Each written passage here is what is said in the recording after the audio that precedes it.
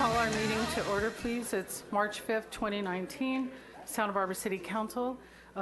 We're going to say the Pledge of Allegiance.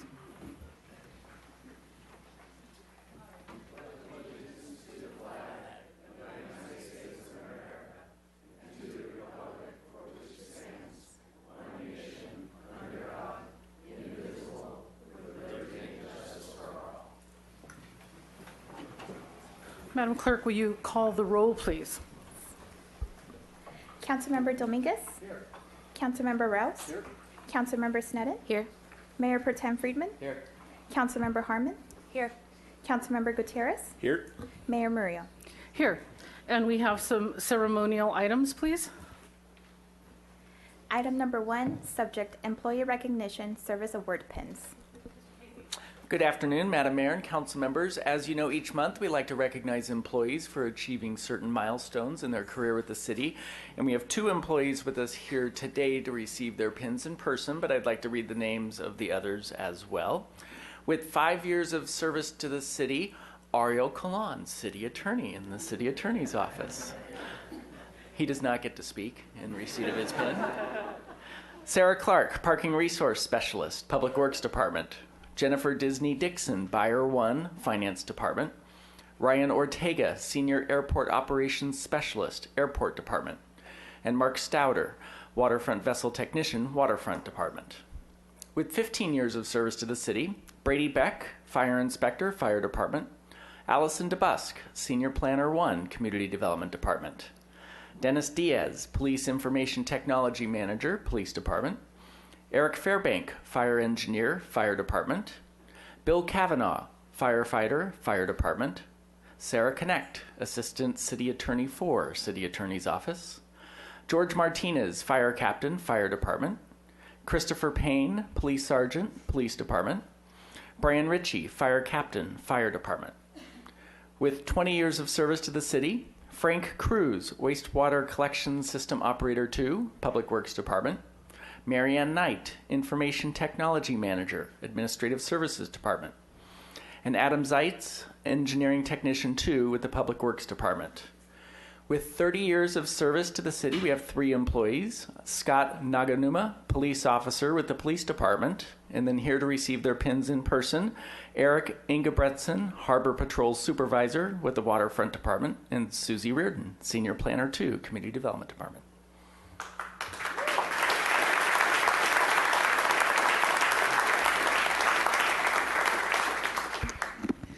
Mr. Engebretson, will you come up?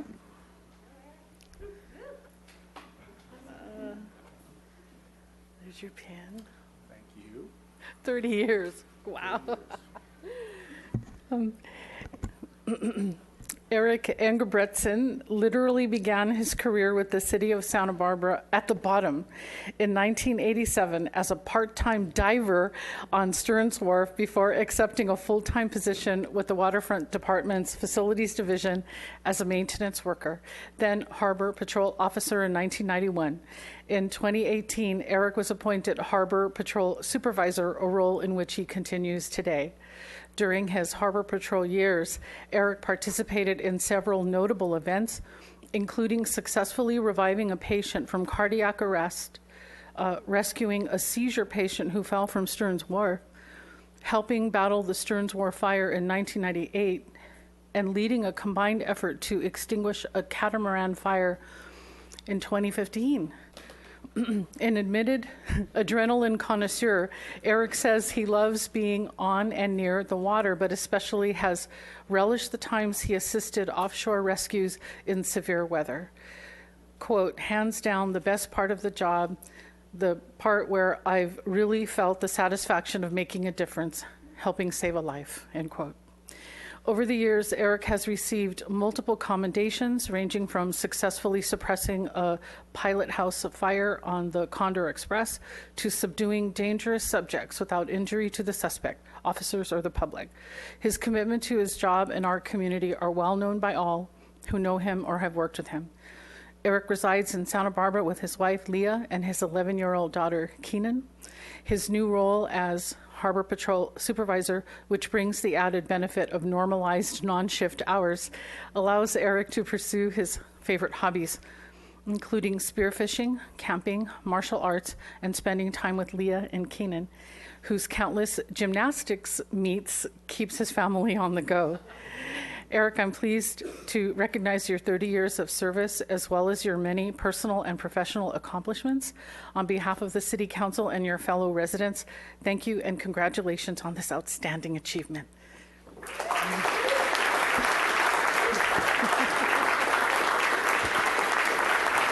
Say a few words.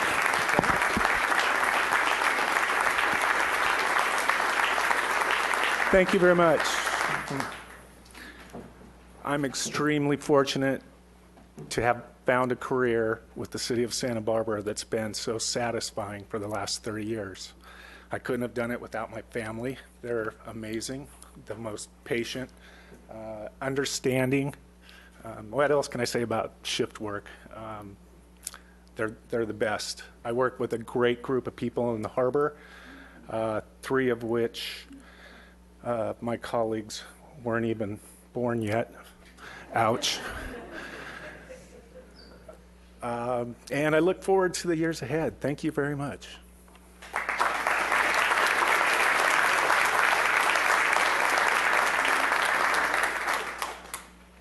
Ms. Reardon, are you here? Come on up. There's your pin. Thanks. Also for 30 years of service. Susan Reardon began her career with the City of Santa Barbara in March 1989 as a planning technician after working as an intern and temporary employee for more than 1 year. Susan came to the city with a Bachelor of Science degree from UCSB in Environmental Studies. She quickly got to work with the Environmental Review Committee and prepared water determinations for development projects during the city's last severe drought. Susan worked her way up through the ranks as a development and review case planner to a project planner in 2003 and was promoted to senior planner in 2007. Susan has worked on many significant projects in the city, including the downtown Ralph's grocery store, redevelopment of the Sea Center on Stearns Wharf, and a number of projects at the Santa Barbara Zoo. In addition, Susan managed long-range work efforts and ordinance amendments, including the Demolition Review Ordinance and the Conditions, Trends, and Issues Report for the General Plan Update. Most notably, Susan has held the position of Staff Hearing Officer for the city since 2008, acting independently and with great integrity when making decisions on a variety of development applications. Upon being hired in 1989, Susan was recognized as being a self-starter who always finds other work to do when her assignments are finished. She continues to exhibit that same work ethic 30 years later. Susan, on behalf of the City Council, it's my pleasure to recognize your 30 years of service to the City of Santa Barbara and congratulate you on your many personal and professional accomplishments. There you go.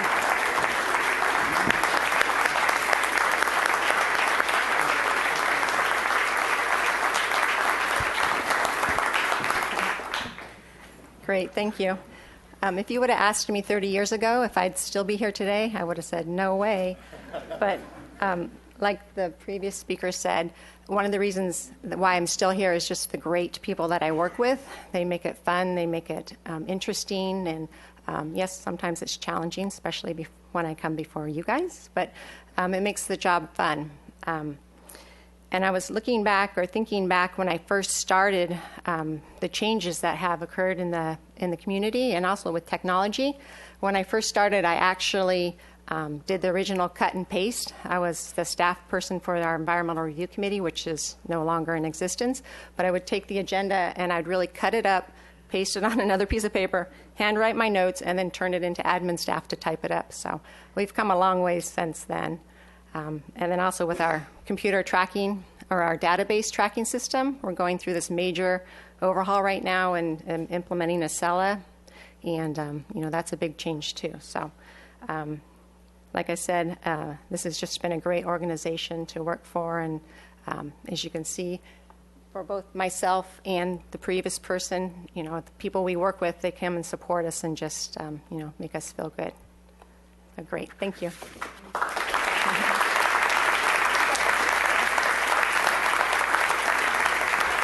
Thank you.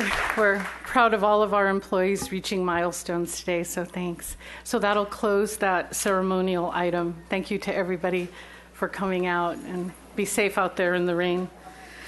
Mr. Casey, are there changes to the agenda? Yes, Madam Mayor, there are actually two. I'll cover the first one, and then I'll let Mr. Kalan cover the second one. On item 5 on your consent calendar, the subject was the adoption of the ordinance for the lease and operation of a visitor information center at 120 State Street. The recommendation was listed wrong. It was just a clerical error, so we just need to repost that next week with the accurate recommendation, so we'll do so at the next meeting. Okay.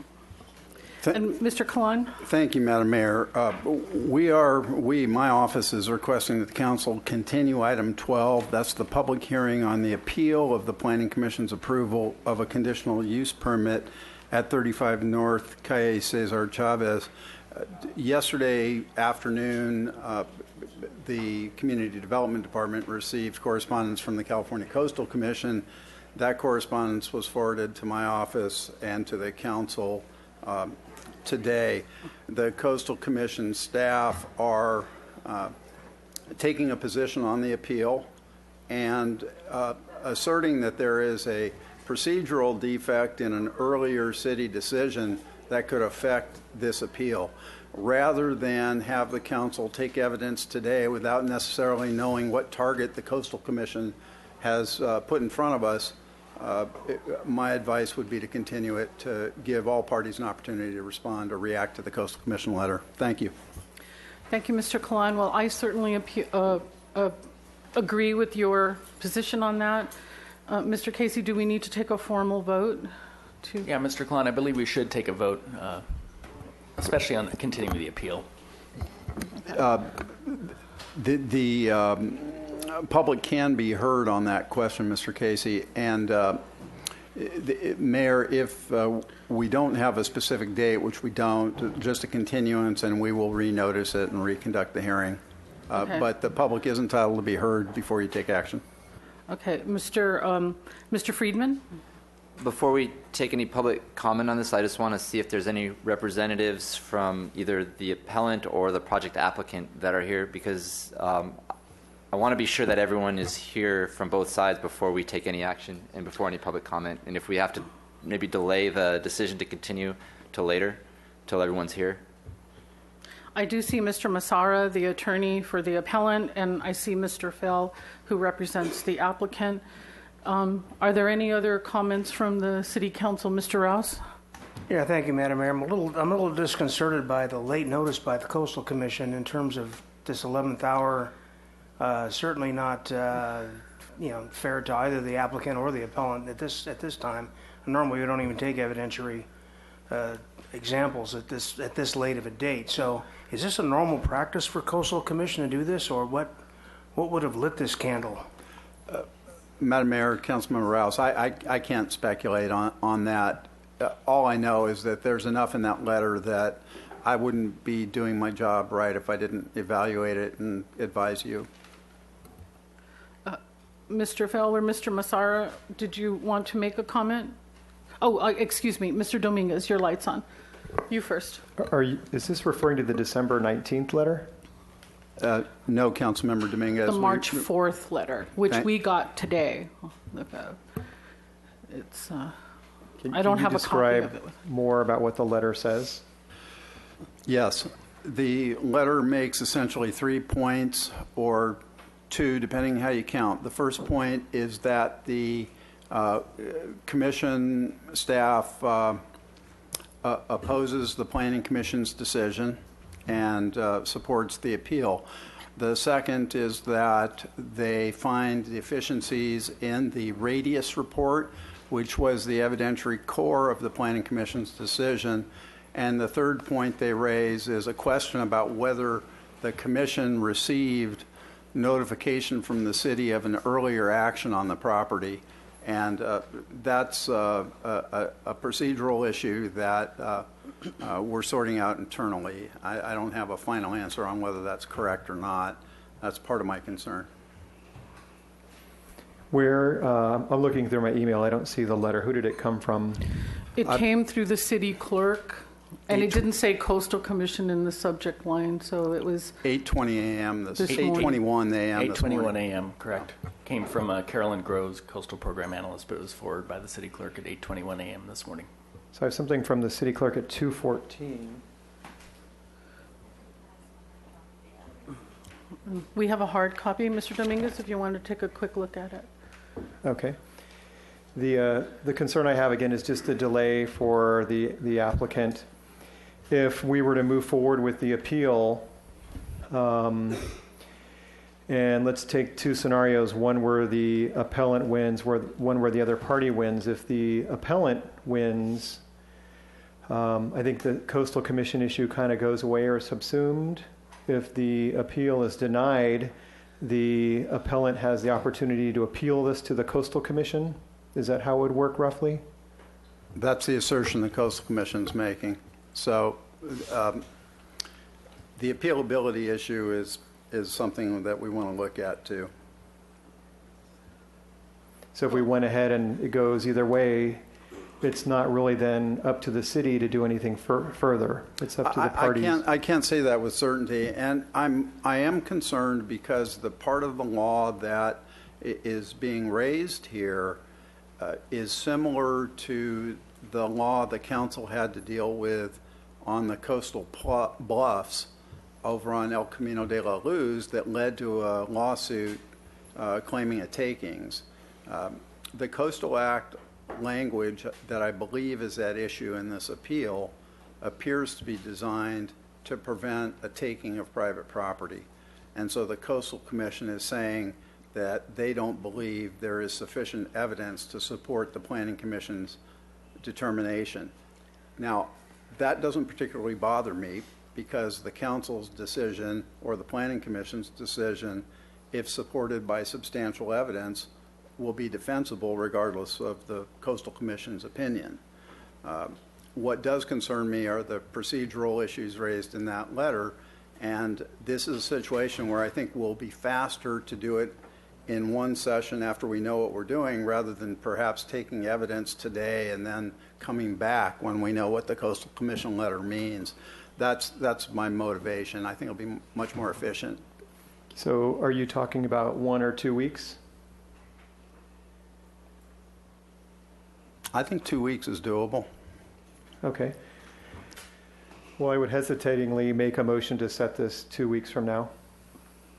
Okay, There's a we're second. still having discussion, but thank you.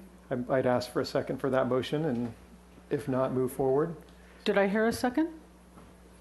Not quite yet, but Okay. I think we're getting there. Because my concern is these things tend to drag out longer than we anticipate at this meeting. And Right. it's been such a long time for this developer. And what was the role of this December 2018 letter from the same person or to Kelly Broadison? That letter is in our packet. If you didn't get a chance to look at it, it was almost as strong as the letter that we received yesterday. Mr. Casey, did you have a remark on that? No. No, I just believe that letter was submitted prior to the Planning Commission hearing. Yeah. So that was, that bolsters my concern that since December 19th, we haven't taken the correct action. And if we're just not going to take the action, let's just move it forward where it's out of our control and the Coastal Commission can okay. deal with it. So if we get to a vote, you can go ahead and vote no, that you don't want us to postpone it. So, but let's have some discussion because there's a couple of lights on. Ms. Harmon, you're on. Yes, Mr. Kalan, just by way of clarification, is the issue here that the Coastal Commission has particular standing and therefore the parties need to be afforded the opportunity to respond to the letter, or is it primarily procedural in that they weren't sufficiently noticed? It's both. In priority, I'm more concerned about the procedural claim they raise about not having received notice because, as I mentioned, the council will know what evidence it receives and will make a sound decision based on that evidence. I'm not concerned about the Coastal Commission's view of the radius report. I'm concerned about the procedural issues. And I'm assuming then that the notice that was afforded through the agendizing process is not sufficient for notice under the terms of the Coastal letter, Commission? the March 4th letter, if I'm reading it correctly, says that they have no evidence that in 2013 the coastal development permit for the property was ever sent to them, which was required to happen. That issue's being looked at right now internally, and we'd be less than prudent not to sort that out. Thank you. Mr. Rouse, okay, go ahead. Yeah, Madam Mayor, I share Mr. Dominguez's concerns. I'm a little reticent to put a time limit on our attorney, given that we're diving into something we just received this morning. So I do want to make this as expeditious as possible for both sides, because it has been a long time. He's absolutely correct. We just need to give our city attorney a little more than a 2-week deadline, I think, to make sure this happens. So you support postponing it, just not saying I do. 2 weeks, just giving him some time. Okay, that's very good. Mr. Friedman?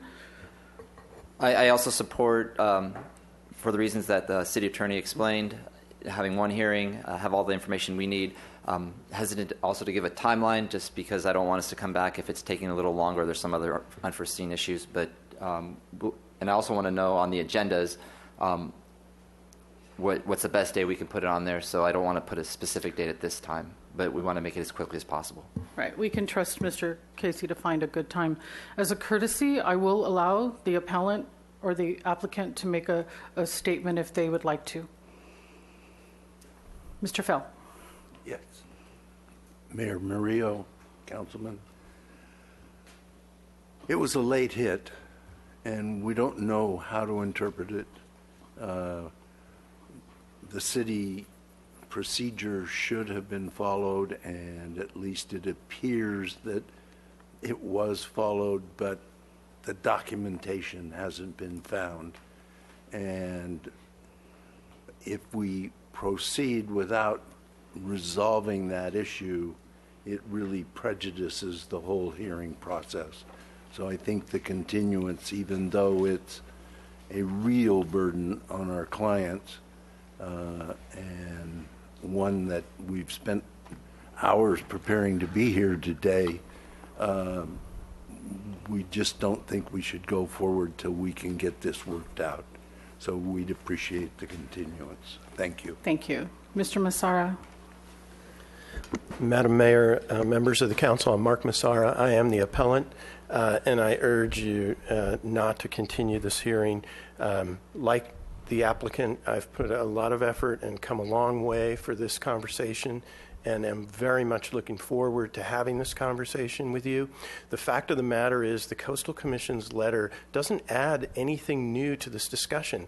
They're saying the same thing that they said in December that I said in December. Their letter merely amplifies and underscores the points that I've tried to make to your Planning Commission and to you, with the additional bit of information that they don't appear to have gotten notice of the CDP in 2014.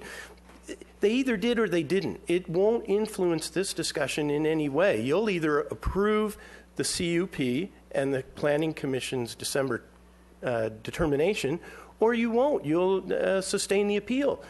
Either way, the Coastal Commission's letter to you is just their 2 cents on the matter. So I'd urge that you not continue the hearing and that you allow us to go forward. Thank you. Thank you for your comments. With all due respect, Mr. Massara, I still think we should continue the hearing. I'll entertain a motion. Mr. Friedman? So I move that we continue the hearing and as quickly as possible, but leave it to our staff to determine the appropriate date to bring it back. And a second from Councilmember Snedden. Any other discussion? All in favor? Aye. Aye. Any opposed? No. And one no vote from Mr. Dominguez. Okay. So we're good. We'll go ahead and close that. And thank you to everyone. It is an inconvenience. We thought we were going to have the hearing today. I see a lot of people in the audience came out for it. So thank you for your understanding, and thank you. And we will go to public comment.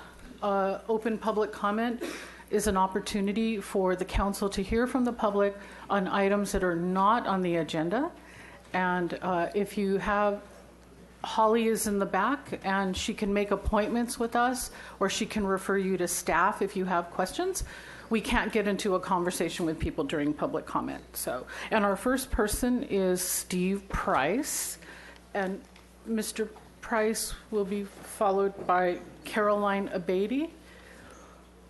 Mr. Price must have stepped out, so I'll just call him again. Ms. Abatey? Caroline, you're going to be first then.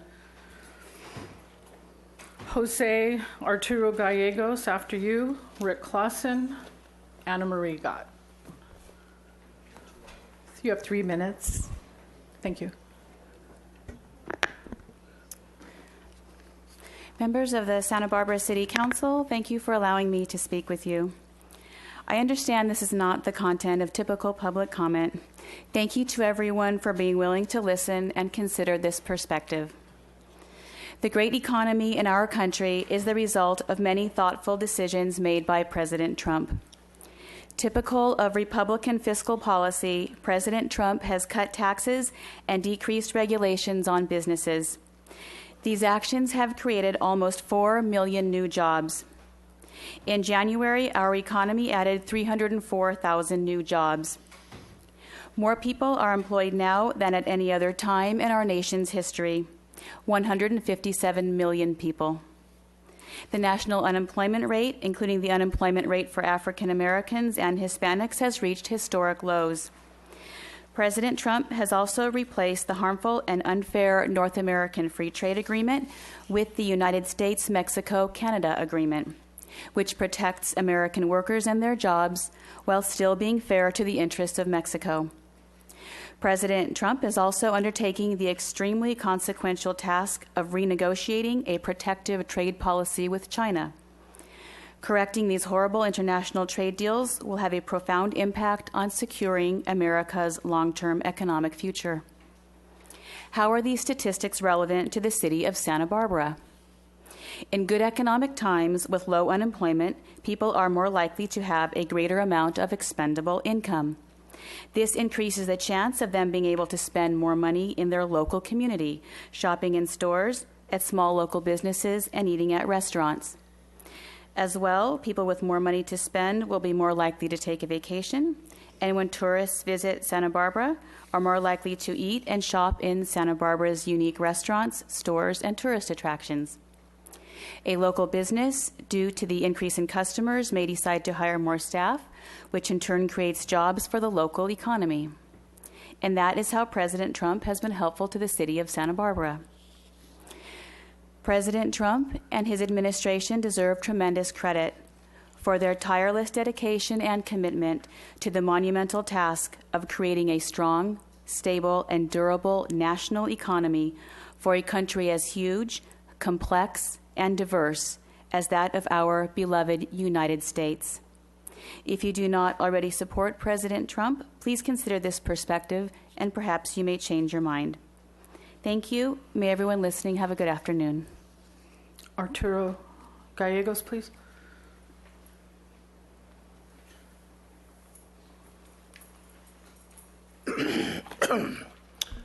Good afternoon, Madam Mayor, members of the council. I have something to hand out to everybody, and I have a copy here, so I'm going to read it out.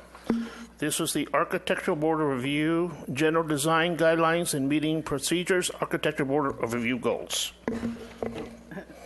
And so what I'm not going to read the whole thing, just what I've highlighted.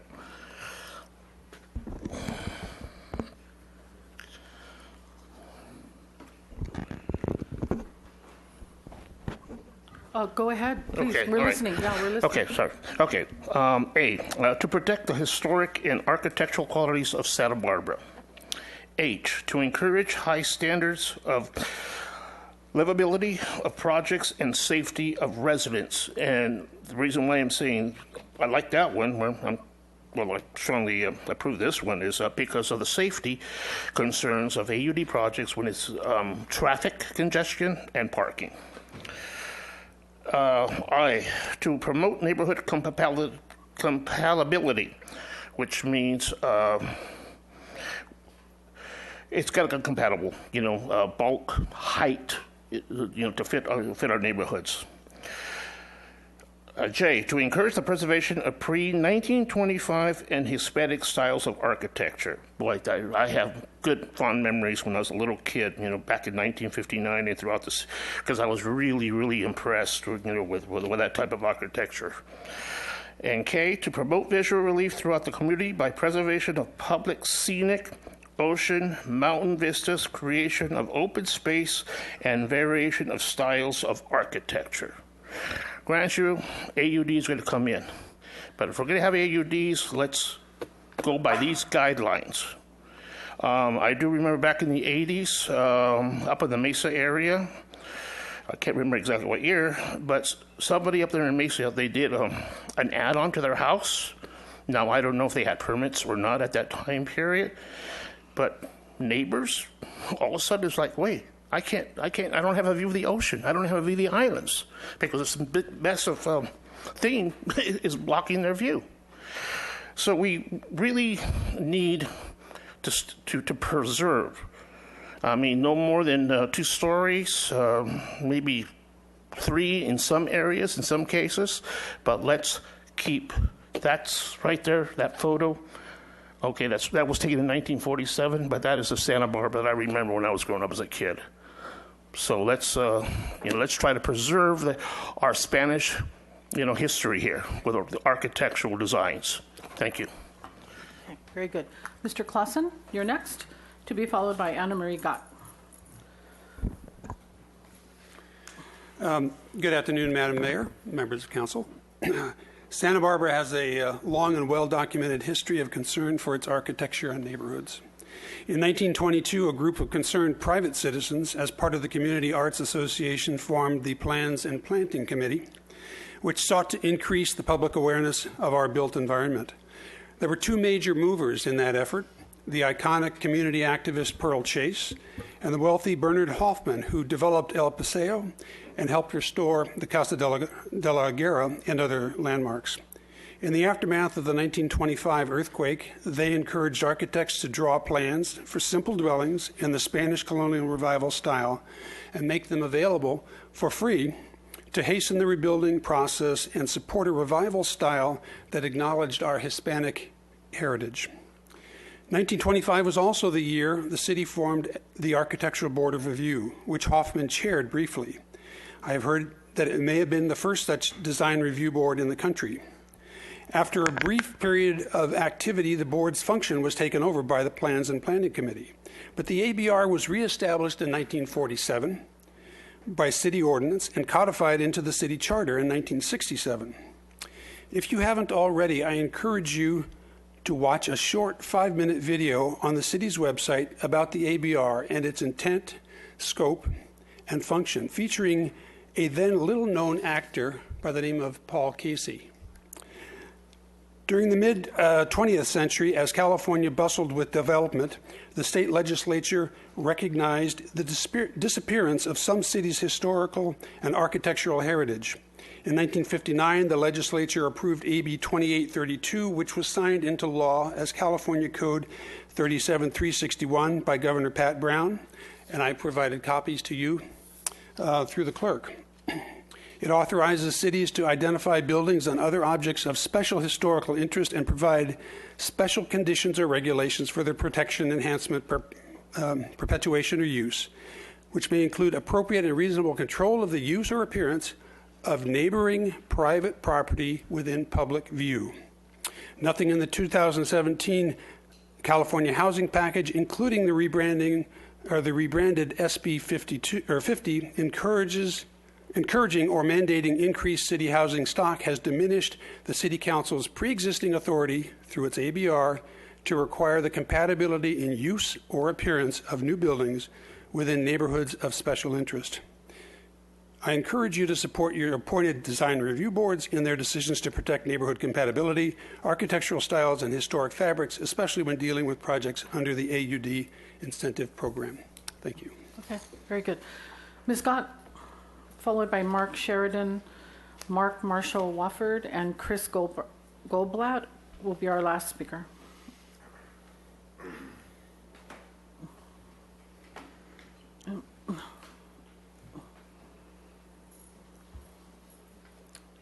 Okay. We've got some visuals.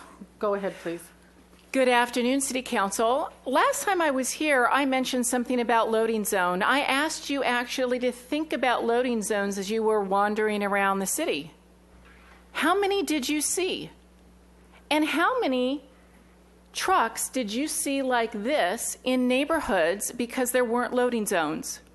Because we have permitted businesses adjacent to residential neighborhoods to overdevelop and to be built without loading zones. Do you know what happens when we do that?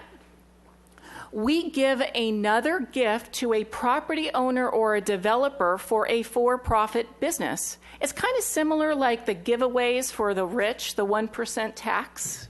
Everybody knows about that. We are doing that around town at the detriment to our residents. Part of the charter says that you are supposed to be managing our resources. That includes transportation, your parking, and your streets. Are you managing your resources when you dump commercial vehicles like this in neighborhoods?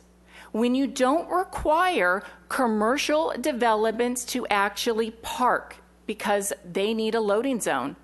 Do you know that in the ordinances we actually require loading zones? But do you know that your transportation department can waive that requirement and dump these vehicles on the street without a loading zone? So they park in front of vehicles, they park in our bike lanes, they block traffic, and they create queuing on our streets. That creates congestion. Did you hear that unfortunately over the weekend a gentleman passed away in Montecito? He was hit by a commercial truck in a parking lot as they exited in reverse. In a parking lot. I don't know if they had a loading zone, but if they had had a commercial loading zone, do you think the individual would have been walking in it? That is something for you to think about, because we are not only creating nuisances in our neighborhoods, but we are creating a hazard. It is a safety issue that you need to think about. I believe that you need to open up the NZO because we have not only these nuisances, but others that are being permitted across town. Last week, the ABR approved a development that somehow is a community assembly use without a roof. They're going to have dancing and night music in the parking lot they're going to use to hold weddings in. Thank you. Mr. Sheridan? Good afternoon, Mayor and council members. Welcome to the 6th District, Councilmember Harmon. For years, leadership on many of the important issues that are critical to the downtown district have been left behind. Our neighborhood and business core are in the crosshairs of new developments. Your district supports the bulk of the tourist industry, the historic landmarks, both public and private, and the city's responsibility to define and protect many of our city's important neighborhoods is being squandered. Experiments based on flawed rationales, such as the alternative unit density program, as one example.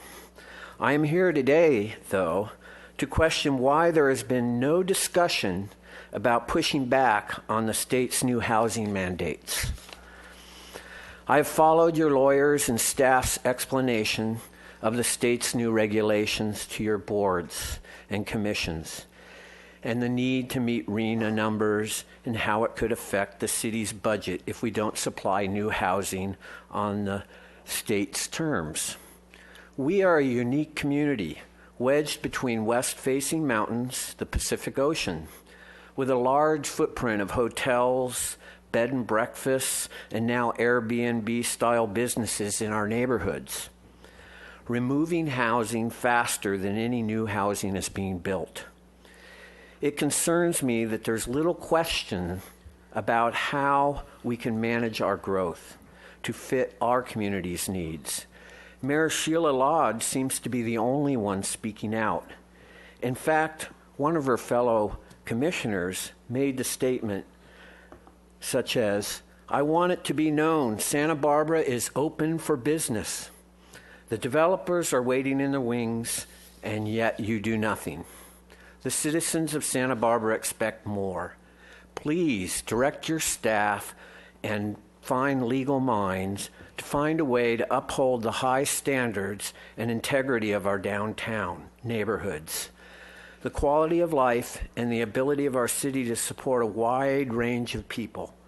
We must retain our ability to support artists, families, and the service industry's employees our community relies on. Please help us manage our growth." Thank you. Thank you. Mr. Wofford?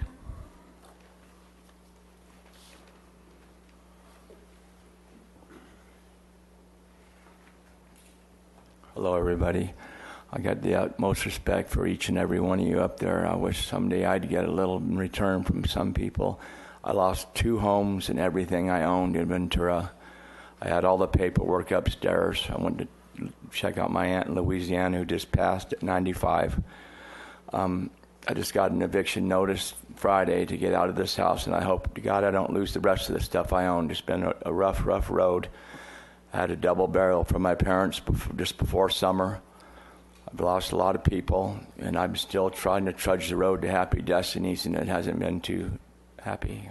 Please, can somebody help me? Thank you. Have a blessed day. Thanks. Chris Goldblatt? Madam Mayor, council members, thank I'm sorry, Mr. Goldblatt. Mr. Dominguez, you had a comment? Yeah, I just wanted to comment on the last few of the speakers talked about Sacramento and the housing issue, and it relates to affordable housing. So, Mr. Sheridan, one of the comments you made was what Sacramento is doing. There are several Assembly members who are pushing back. Assemblywoman Cecilia Aguilar Curry, Tasha Boner Harworth. This is taking place in Sacramento. I think the pendulum swung as far as it's going to swing. And I think, Sacramento can't force developers to actually lay down foundations and build. They can incentivize it. But in communities like ours, which are very constricted by the mountains and the waterfront, it's going to be a hard path for Sacramento to force things to happen here in violation of the laws of physics. So people are pushing back. We're taking steps. The building that we have been working on hasn't really been affordable housing, so we've got some things in motion to try to fix that. But there are people pushing back against Sacramento, so please be patient and be hopeful. And if you want to get involved, you can come to our budget workshops and talk about making sure we have the appropriate level of staffing to respond to these issues as they come up. Thank you. Mr. Dominguez, I think our city council will receive an update on the housing mandates from the state. Is that correct, Mr. Casey? Something's in the works, and that would be a good time to focus on these issues. Mr. Kawan. Yeah, we've presented to the boards and commissions and planning commission, and we're working on timing for the council. Right, and I will correct you, Mr. Dominguez. We have produced some affordable housing. Not all of it has been capital A affordable, but some of it has. So, okay, thanks for wading through that. Yeah. Is it Goldblatt? Goldblatt, yes. Okay, go ahead, please. Thank you. Thank you, Madam Mayor and council members. I'm the executive director of the Fish Reef Project, and the founder. We're one of the leading ocean health NGOs and nonprofits anywhere in the world, but we're based here in Santa Barbara. And our mission is to restore and enhance the marine ecosystem, and our focus here is kelp restoration, because so much of the substrate, the hard bottom that the kelp grows on off of Santa Barbara and Goleta, has been silted over and degraded over the years. So our job is to reintroduce engineered materials to allow the kelp to grow, and the benefit to the city, of course, is then you get a lot less beach erosion and a lot more retention of sand and protection of coastal properties. The other project, 2 projects that are currently in the pipeline, no pun intended, are to extend the outfall pipelines at the Summerlin Sanitary District as well as the Montecito Sanitary District, because those pipelines were put in the 1950s. They're woefully inadequate. The Summerlin pipeline is just a few hundred feet long. It terminates in 18 feet of water. The district does a very good job at cleaning that sewage. However, when it was built, it was not envisioned that there would be pharmaceuticals and street drugs and things like that flowing into very shallow water without any current to clean out that bay, you see an anemic, sick bay that does potentially expose the public to certain health hazards at times during high flow rates. So our goal as we proposed it to the sanitary district is for us to fund and engineer and extend the pipeline to a full mile, and then to where it gets into the longshore current and it can be properly diffused. I do want to say on record that we did offer the Summerlin Sanitary District this exact proposal, and they voted against it. And we're hoping that they'll revisit that vote in their next board decision, because it comes at zero cost to the taxpayer to do this. And it will clean up Summerlin Bay, and eventually, if we make the same sort of deal with Montecito, it'll do the same. I would also like to add that the current intake for the desalination is only at 2,500 feet offshore. So I would think getting those sewage outfalls as far offshore as possible certainly is in the better interest of the public. Thank you very much. Okay, thanks so much. Mr. Price did not come back, so I'll close public comment, and I'll remind the audience that we have continued the appeal for today. That was item number 12 on 35 North Calle Cesar Chavez. That I see some of you out there that might have been here for that item. We'll go to the consent calendar. Madam Clerk, you have items to read. Item number 2, subject adoption of an ordinance for a lease agreement with JBC Investment Holdings 1, LLC for the lease assignment of Deep Blue Sea. Recommendation that council adopt by reading of title only an ordinance of the council of the city of Santa Barbara approving and authorizing the waterfront director to execute a lease agreement with JBC Investment Holdings 1, LLC, commencing upon the effective date of the enabling ordinance.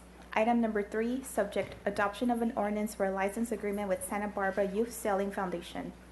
Recommendation that council adopt by reading of title only an ordinance of the council of the city of Santa Barbara approving and authorizing the waterfront director to execute a license agreement with the Santa Barbara Youth Sailing Foundation, commencing upon the effective date of the enabling ordinance. And item number 4, subject adoption of an ordinance of amendment to state revolving fund loan agreement for the desalination plant reactivation. Recommendation that council adopt by reading of title only an ordinance of the council of the city of Santa Barbara to amend ordinance number 5862 to change the project completion date from March 31st, 2019 to July 31st, 2019, as set forth in amendment number 3 to the installment sale agreement for the desalination plant reactivation project Drinking Water State Revolving Fund, project number 4210010-005C, agreement number D15-02006. Okay, and we did remove item number 5, which is related to the lease of the Visitor Information Center at 120 State Street. If there's no further objection, we'll waive further reading, and I'll entertain a motion to move the consent calendar forward. Move calendar. That was Rouse, and a second from Ms. Harmon. All in favor? Aye. Any opposed? Okay, that was unanimous. We had a meeting of the Ordinance Committee today. Ms. Snedden, a report from you, please. Yes, we heard proposed residential tenant protection ordinances, and we were not unanimous in all of our recommendations, but comfortable enough to forward these to council, so that's where they'll come next. And included in that is a recommendation, again not unanimous, that council might consider whether we want to consider just cause ordinance or not. So that just cause eviction. Very good. So those of you interested in tenants protection, stay tuned for that. Thank you for your report. We'll move on to item number 11. Ms. Clerk.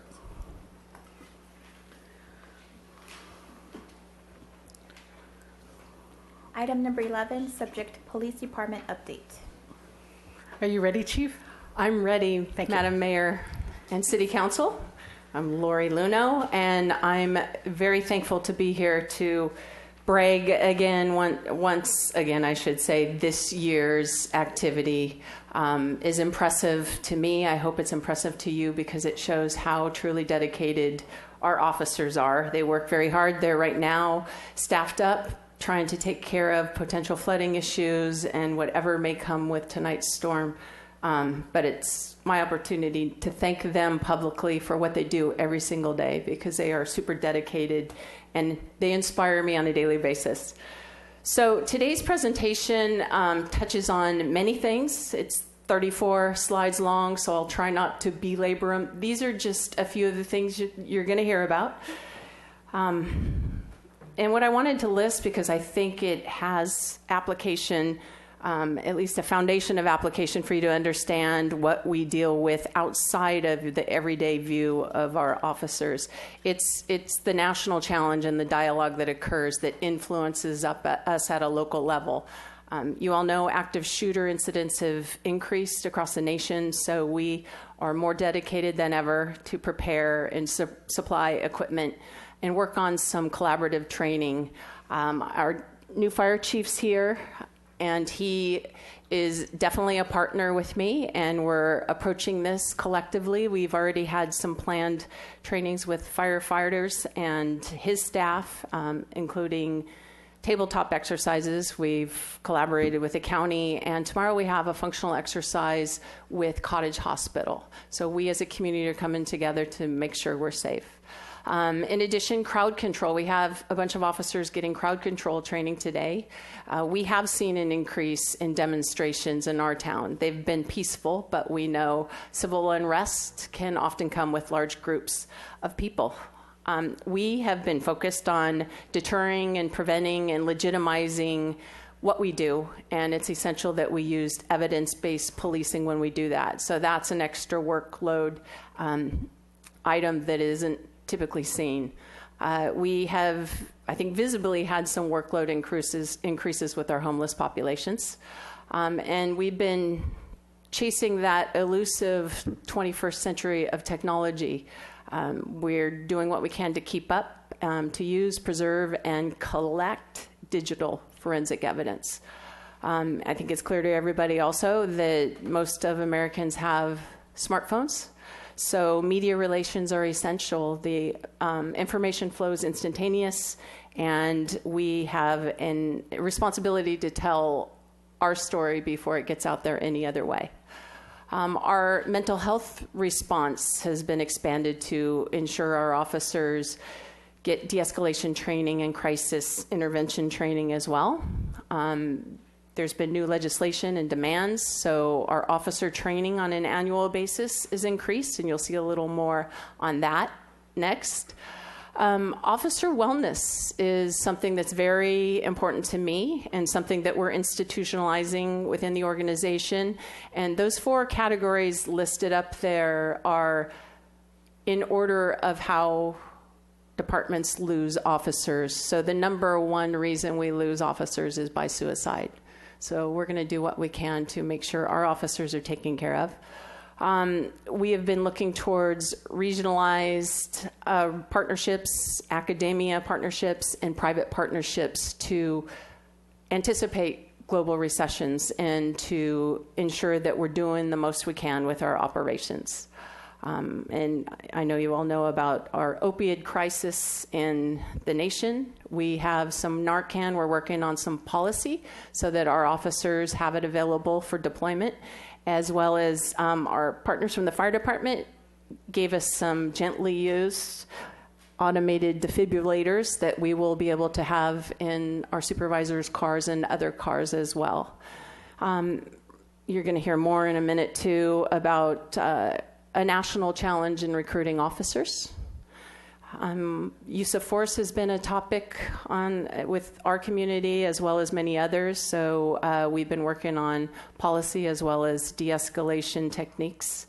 And then, obviously, a response to transparency by legislation more than anything. But just to put it into perspective, our public records requests for this month of February have already surpassed our request from 2017. So this is, I won't go through these, but this is what our typical officer went through last year in training. This doesn't include the over 1,000 hours of training they got in the police academy. This is just ongoing education to make sure they're prepared for those challenges that we touched upon. We've engaged in some organizational challenges to address those national challenges, if you will. And one of the areas to highlight is our reorganization again in our development of our strategic operations and personnel division. Our newly promoted captain, Mary Linda Arroyo, is here to my right. She oversees strategic operations, and that's going to give us that our vision, I should say, for the future and making sure we're staying ahead of the curve. There's a lot of legislation that has come down, and we need to make sure we meet the deadlines and the requirements that we will. I have Captain Altavilla here, who's in charge of our investigations and internal operations, and then Captain Todd Stoney, who is overseeing field operations. But we've moved to promoting inclusive leadership. I've been able to promote 10 of our 20 sergeants in the last 10 years.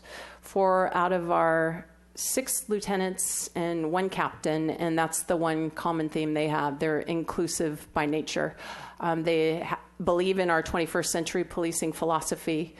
We've incorporated that training in our interview process and our testing process. We've included the community in our interview panels of supervisors, and we have had an increase in our educational expectation of our managers, I should say our lieutenants and our captains, to have a bachelor's degree due to the critical nature, I should say, the critical thinking and nature of what we do on a daily basis. But one of the things we've done is we've expanded our officer collateral assignments to engage them more and to make sure that they have buy-in and feel the authority, if you will, to help shape the future of our organization. And as part of that, it was our hiring process enhancement. I wanted to provide this to you. This is a theoretical page here on the recruiting landscape, if you will.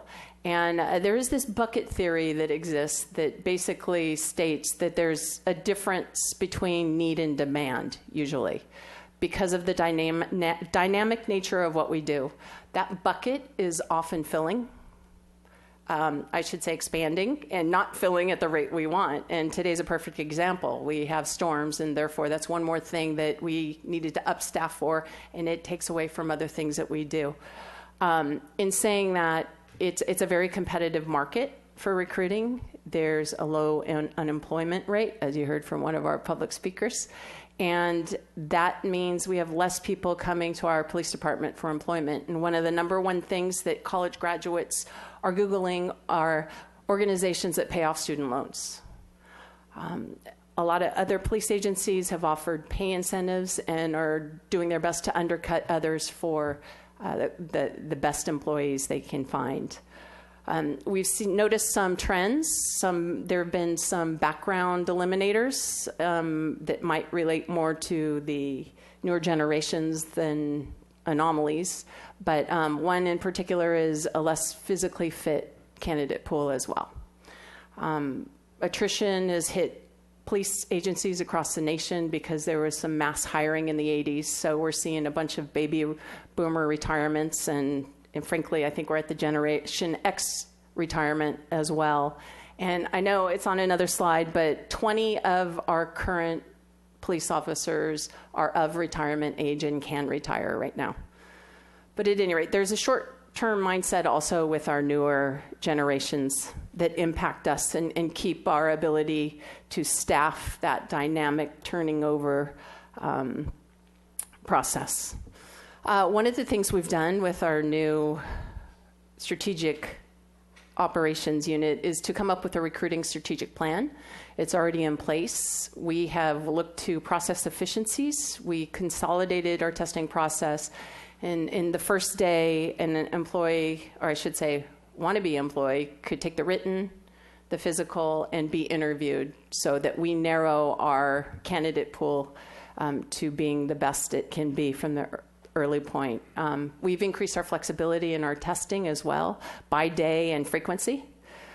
We were able to carve out a little capacity by reassigning some responsibilities. So we were sure to have a dedicated recruiting supervisor and one that also focuses on the retention and wellness component, because we can't get anywhere unless we keep our people.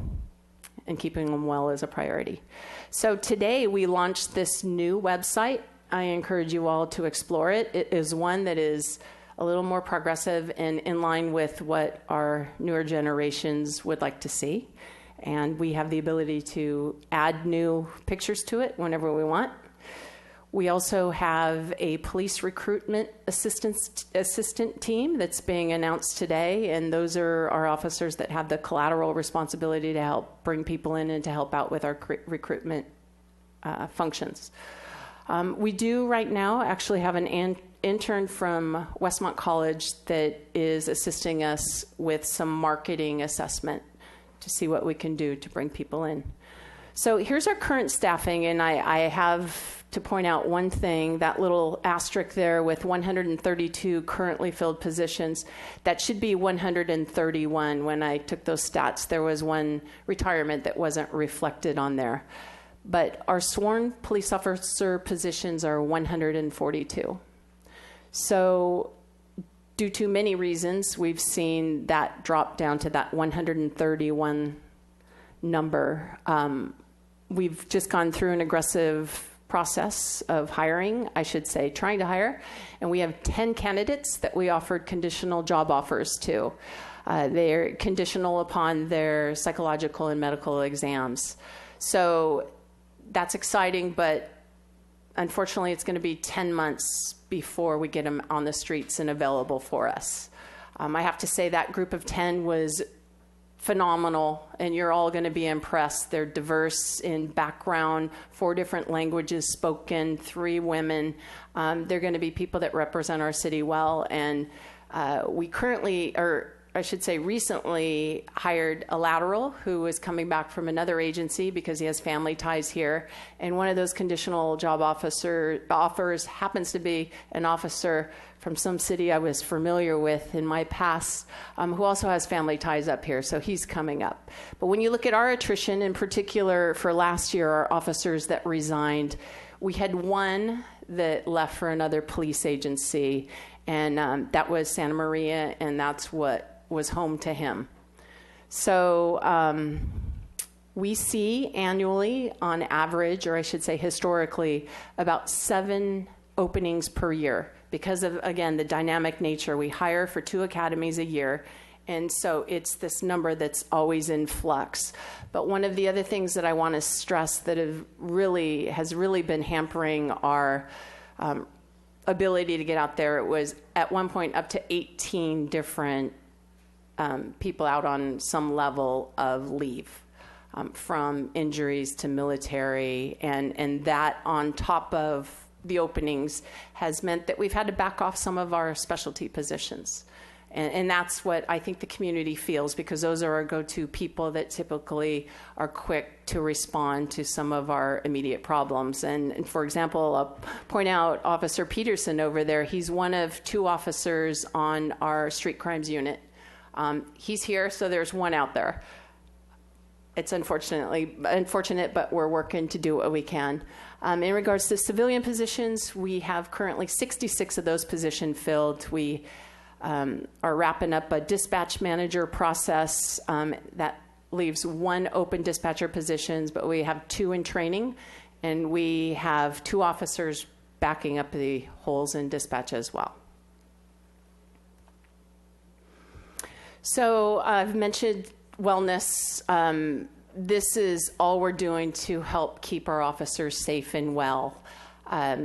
I mentioned that position. There is a Bureau of Justice program that we've sent people to, and we will be adopting over the next 6 months. And it's virtually a very strategic approach to those 4 areas that we typically may lose officers. And it's looking at policy and messaging and things that we can do to mitigate some of those losses. Our Addies program is still available to us. It's funded by our police foundation for free, so all officers get the counseling they need. We internally have formalized incident debriefings. We used to wait for officers to ask for help or notice a sign. Now we have our supervisors organizing them in situations, for example, of an infant death. When they know that those touch people the most, we're organizing it. We're getting doctors on site, and they've been well received. We have our chaplain program that's been expanded, and we've been seeing them integrated more into our briefings and our staff relations, which has been great. You will soon be seeing a exterior uniform vest pilot program. Our officers now under PEPRA retire at age 57 at the earliest. That means they're going to be carrying this gun belt around their waist for a long time. So anything that we can do to help manage that and allow them the ability to reduce the pain and potential injury, we're in support of. We have been approved via grant for a tactical robot for our crisis negotiations and our SWAT team, which is a surveillance tool that we use during operations that will allow the team to basically send that out so they don't have to be the first ones to try to conduct surveillance on an incident. We gained that 34-foot mobile command center, which is going to be great for operations and any incident that may occur. We had a grant that provided us the ability to buy 3 in-vehicle command organization systems. I should say they're on their way. And those are basically a supervisor can pick up the back of their car and have a operational organization in the back of their vehicle, which will help for any incident, including fire, if our fire guys want to use those.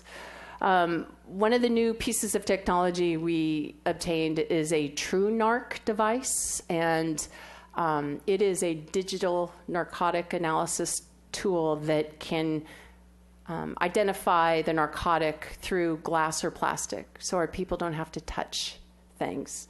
And that was something that we obtained through some asset seizure funds. We also received 2 night vision scopes. I mentioned the AEDs and Narcan. And then I think what's also really important to mention is every year we will be honoring our fallen, and at our fallen officer memorial that we were able to install this last year. So, moving on, we have them all in the audience. So I am very proud to announce that we have 4 new volunteers, and I'm going to ask them to stand up so I can introduce them. All right. So first we have Hap Freund, who was previously a lawyer and a college professor, and he works at Access TV. He was awarded the 2019 SBTV Media Award for his community impact. We have Elliot Jacobson, who was previously a university professor of mathematics and computer science. And this is what I like. He worked as a professional expert in casino cheats. And then we have Alina Kleemeyer, who was born in Austria, and she's now working at Santa Barbara City College. She has degrees in physics and teacher education and is completing masters in both computer forensics as well as criminology and psychology, criminal psychology. Just saw that typo. And then Sarah Stewart, who was previously a middle school teacher of 17 years in Wisconsin, and now she volunteers at hospice. So I think you all know the impact our volunteers have made. Thank you all for wanting to come on board. So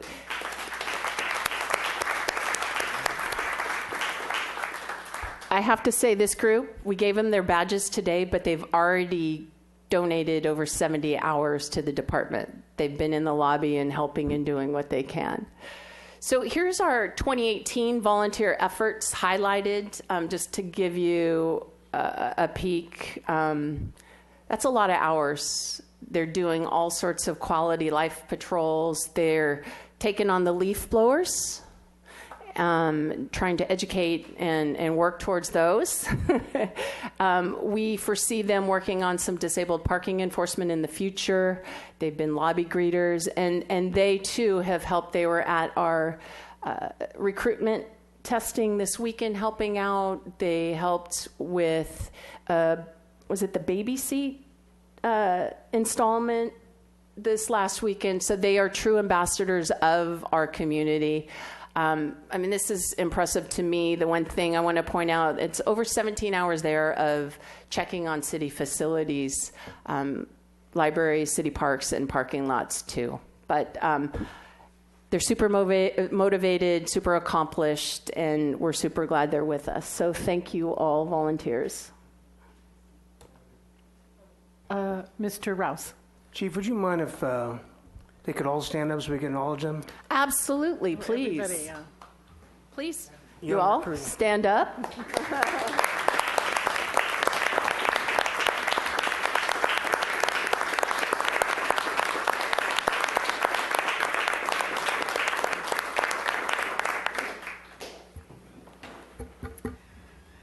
Thank you for that, Mr. Rouse. Yeah, this is a lot of hours and at a bargain, right? You know what, Madam Mayor? I doubled their pay today. They're still cheap. But moving along, here are our 2017 and 2018 Part 1 crime comparison. And for the year, we saw a 2% increase in violent crime, which equated to 10 extra cases compared to last year. And you can see the biggest jump was in the area of robberies. We looked into those further, and 43% of those were strong arm robberies, which meant they were with people's hands and feet versus a weapon of sorts. In addition, we had a 12% decrease in property crime, and the biggest area of decrease is that, well, at least the most notable, I think, the 30% in the residential burglaries. I have to say, our officers know people in this community. Our investigators do a great job getting people identified and putting videos out to our patrol staff, and we get people in custody at a rate I've never seen before. It's an impressive thing to watch. So I included our 2018 firearms stats. We had we had 237 guns that we had given to us in our gun buyback event. Our next event, in collaboration with the Coalition Against Gun Violence, is scheduled for June 15th. And the city helps fund that event so that we can give gift cards to people that donate their firearms to us. What I did want to point out at the bottom, we had less crime cases in 2018 involving firearms, but we impounded more. And the one thing I want to stress with this, if there is no, or let me rephrase it, none of these guns get given back to anybody that is not the legal owner or legally able to obtain them again. So anything that's given to us during the gun buyback or that is found, we destroy. They don't get sold, and they are literally off the streets for good.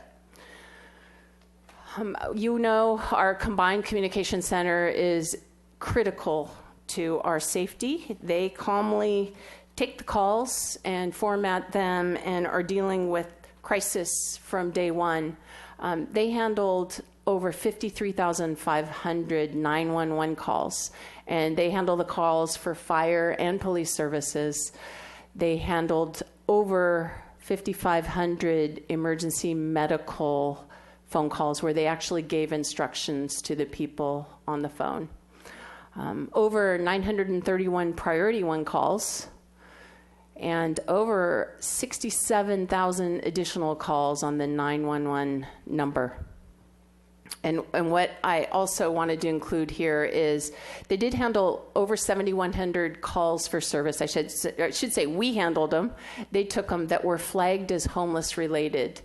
And those are the calls that necessarily, they got flagged as homeless, but that is something that is, I think, underrepresentative of what we handle, which is 12% of our total calls for this last year, and it broke down to 19.5 calls per day. And here is a group of calls that reflected workload increases from 2017, and they were the ones that statistically stood out more than others. So we're continuing to take on more in our bucket. And these are the 37 calls, I should say 37,000 calls that were dispatched by beat. The brighter the pink is the busier area. And what I wanted to show is our self-initiated calls mirror those calls in activity. Our officers are spending time where they know the activity is happening proactively as much as they can. So our overall total contacts were 59,269 that our officers made in the field. We used force in 0.2% of those incidents, 150 times. And of those 150 incidents, 86% involved a takedown, a control hold, or a strike for the level of force that the officer used. The RAP device is something that we brought on a couple years ago, and we saw the number of the use of our RAP device increase over this last year. And that is essentially a lower body restraint device that takes the fight out of someone, demobilizes them in a lot of ways. But the people that we have deployed the RAP on have been either under the influence or mentally ill. So it has been used to control, and it actually provides for, I think, additional safety for the subject, but also our officers, because this device allows for easier carrying by offering some handles, if you will, for movement.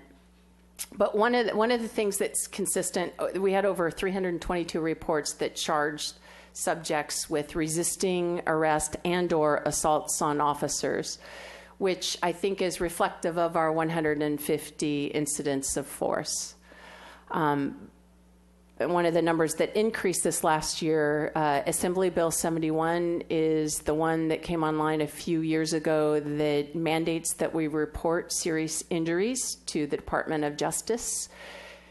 This year we had 5 incidents that fit that criteria, 4 of which were officers getting injured, and the one suspect that was injured received an elbow injury from falling, or I should say, being taken down. This year, we updated our use of force policy, which is on our website, posted on our website, and we also recently went through some force option simulator training, working through some different scenarios and de-escalation as well with our officers. Our restorative team, there's a huge void between the services available and what we can do as police officers. And our restorative team helps fill that void. Most of our officers would say at least 90% of our homeless population present with some level of mental illness or drug or substance abuse, which means unless they're ready to get help, there's a lot of things that our officers can't do when they come in contact them unless we have these relationships in place with mental health professionals. Our restorative program helps build relationships with people on the street. We have officers that aren't in uniform, and they're there when people ask for the help. They work on reunifications, all sorts of program placements, and they manage our restorative court that helps work people through their road to recovery, if you will. Some of the new things we've been embarking on and will be the solutions court. I say we, that's something that the district attorney has started.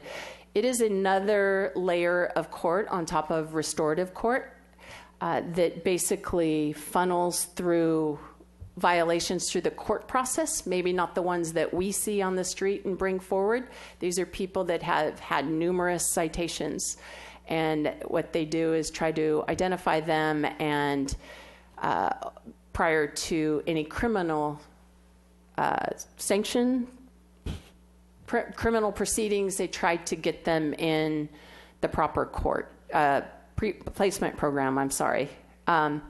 So they're active up in North County, and they're working on getting up and running down here in South County, but it's another layer of help that we can offer people that are in either the criminal system or working their way through the courts. So our HEAP grant, you're going to hear more on that, I know, in a couple of weeks, but we're looking forward to that because that addresses a void that we think will help us meet some of our clients in crisis and get them where they need to be, or at least reduce the instance of duplicative call by strategically deploying a team to assist them based on their needs. We are in the final stages of finishing an MOU with Behavioral Wellness to have a co-response, meaning our police officer paired up with a health care professional, and the thought being that they respond to radio calls where it sounds like somebody is in crisis or mentally ill. I mentioned our streets crimes unit. This is their activity this last year. They're hard chargers, and one of the things they're tasked with are camp cleanups. We had 51 this last year. And here are our total nuisance violations for municipal code violations that we forwarded to the city attorney. And then moving on to traffic collisions, we had a decrease in traffic collisions this year. We had 130 less than we had in 2017. We had 24 less injury collisions. The one area that actually increased was pedestrian collisions by 8. And that is a trend in a lot of communities due to inattention because of cell phones, not just the cars, but pedestrians who are talking and don't pay attention. And then the addition of electric cars that are super quiet. And I know I've been caught off guard in parking lots and almost walked into some. So we're going to do what we can to address that. And I want to say one of the things we have a partnership moving forward with is our Vision Zero program that you all adopted in December of 16, and you adopted the strategy in September, and the idea being that we don't have to have traffic deaths. They should be preventable. So we just started our COPS and OPS meetings with Public Works, where we look to engineering responses and design changes. We look at education. We're in the beginning stages of a media campaign. And then enforcement and planning on the busiest areas throughout the city. One of the things we're at the table discussing right now is exploring technology safety options, license plate readers, which could be of benefit to us from a policing viewpoint and also to the city in regards to engineering and safety design. But one thing we just also identified as being a potential strength to the Vision Zero program is our crossing guard program. So Public Works is going to be taking over the staffing of our crossing guard program. We are going to be remaining a partner in regards to the training aspects. That's the police department is going to definitely stay a part of training and monitoring and ensuring that our crossing guards are comfortable with their job, but they're also going to be that extra level of eyes and ears for our school safety from an engineering perspective. So we're excited to see how that rolls out. We haven't tapped into them for that level of information, but Public Works is definitely looking forward to the inclusion of them being embedded in their staffing. So here's just a little more of what we did this last year. We have a special enforcement team that typically work the priorities, and they work the evening hours. They work on our gang enforcement, our nighttime enforcement. We have a school resource officer that works with 14 schools. They were involved in a district-wide safety plan. They worked on universal language and responsibility to emergency incidents with the school. In fact, we have an MOU in place regarding that language. And this year they also worked on detecting and addressing vaping, which is becoming an increasing problem for our schools. We handled over 115 special event operational plans this year. One of the things I was excited to see is we added our online reporting in Spanish. So we have over 21 reports that people could get taken on, I should say, 21 reports that people could go online and have taken, and now it's expanded to Spanish. I will touch on our police station planning in a minute, but animal control is something we oversee as well, and they impounded over 650 animals this year. They were quite busy. So another item we are a partner on or with is our tobacco grant funding. City Administrator's Office is leading the charge on that. As a reminder, they received over $800,000 in DOJ funding, and we kicked off June 1st. And what we got with that is funding to staff an additional 2 to 3 officers a week. Those officers have been deployed on State Street in the downtown area primarily. One of the things we're doing is kicking off a public awareness campaign. You've probably seen some on social media as of late. But the hours worked so far are listed below. We're committed to continue with that grant and looking at more and more ways to have a presence and spread the message as well. Chief, Councilmember Dominguez has a question. I know the last thing we need is another bullet point, but I know there were arrests made from one of the first implementations of this grant funding.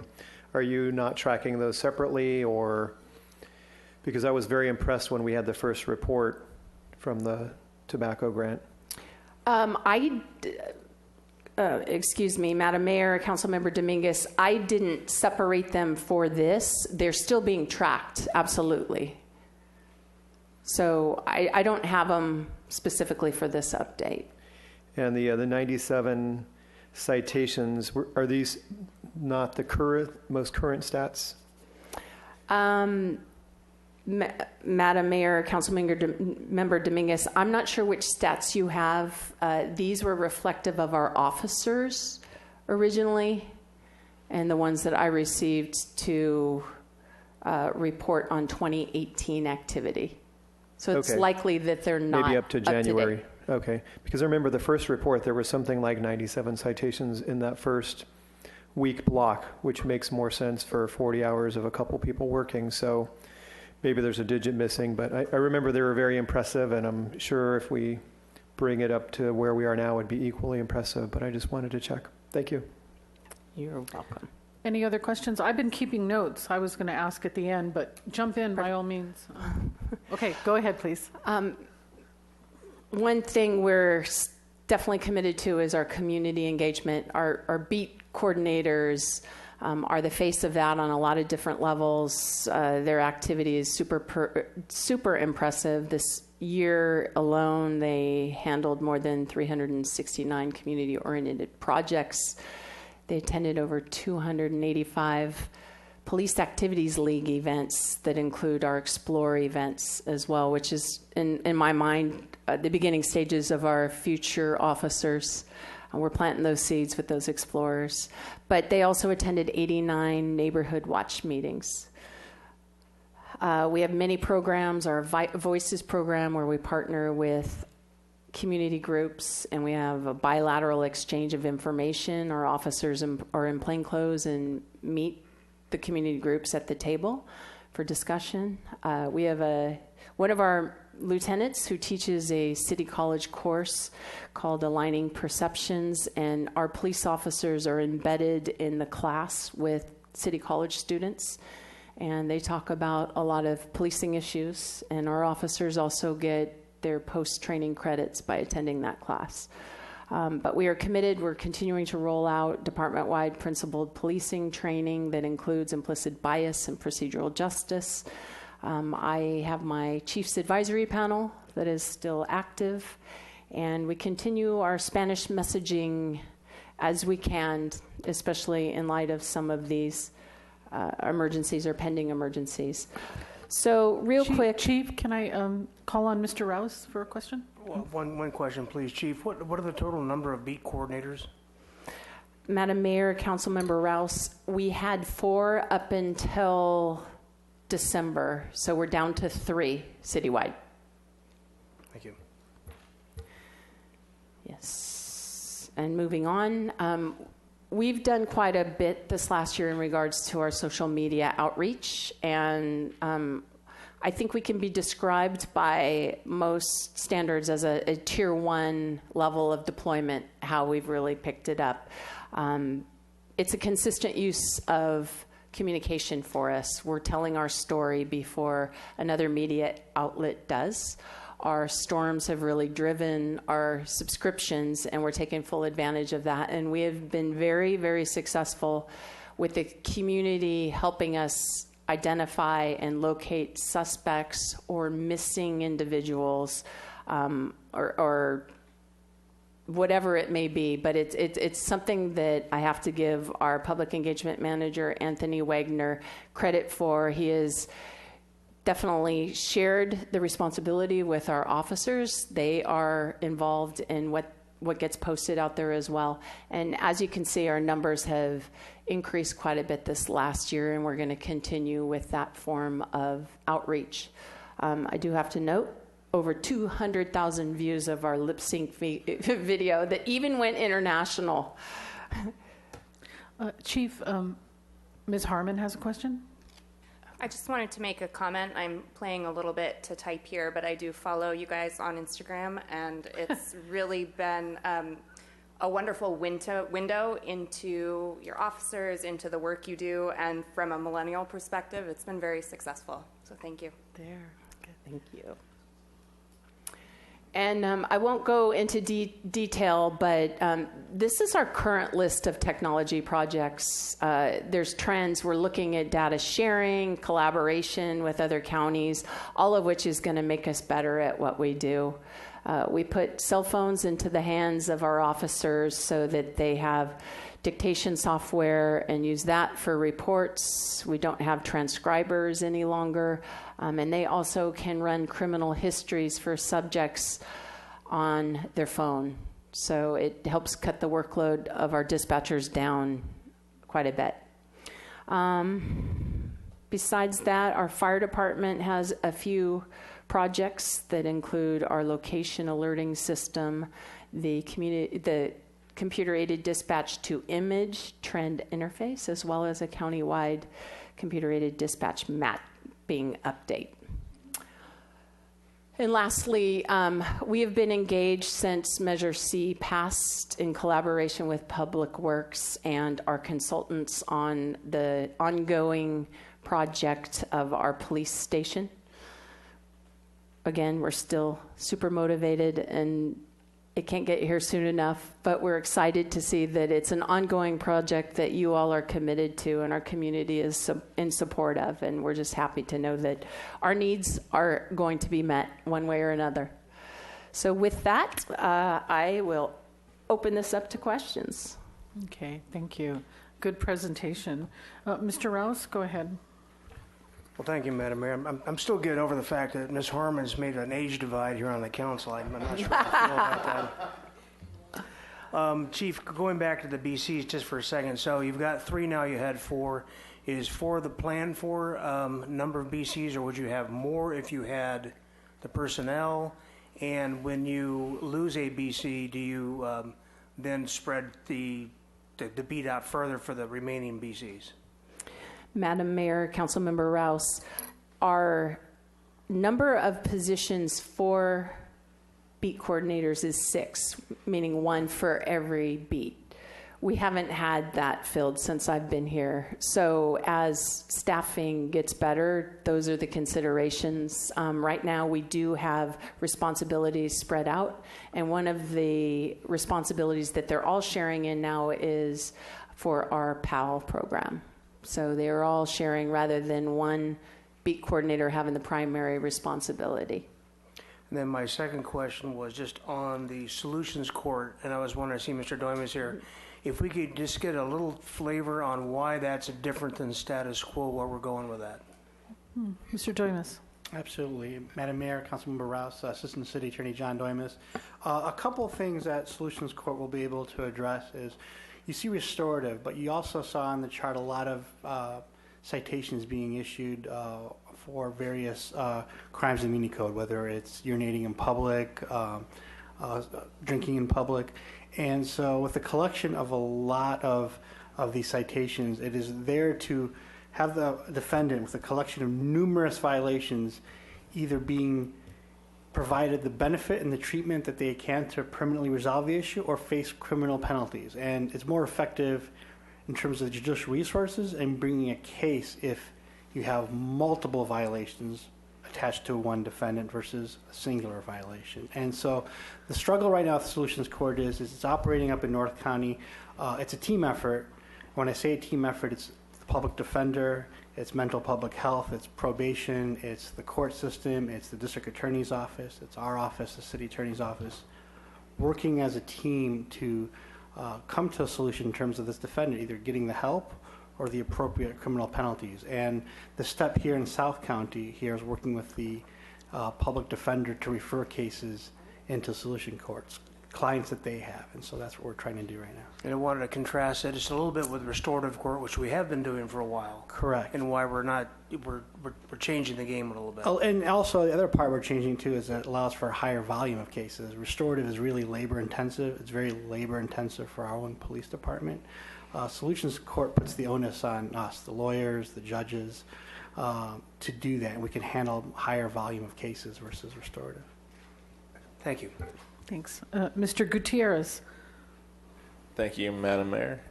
Thank you for the presentation. You had mentioned internships. Can you elaborate a little more about that? Like, what's the age limit? Do they have to be adults, and what's the time commitment? Madam Mayor, Councilmember Gutierrez, we don't have an open internship program.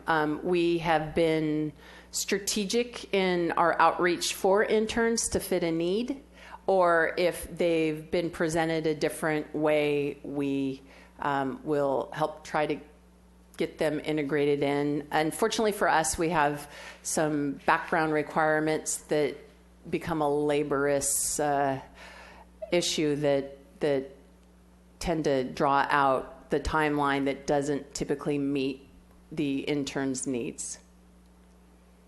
Okay, thank you. Mr. Dominguez? I have a follow-up question on the Solutions Court. And I'm also curious, when will HEAP go into effect? When do you expect to start using those funds?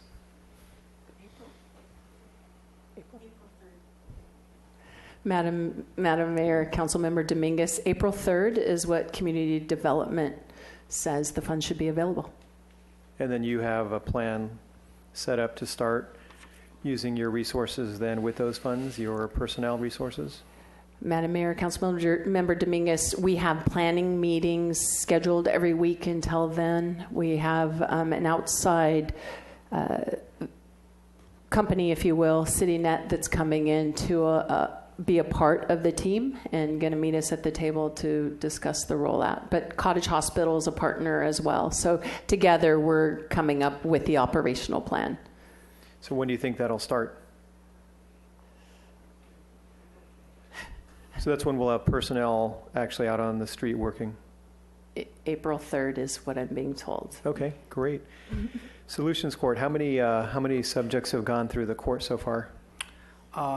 South County, I'm not aware of the numbers. North County, I just asked yesterday. There are 9 currently involved. So the issue we're having here in South County is getting the public defender to help refer cases. So we'll be working with them to handle on that and to increase those numbers.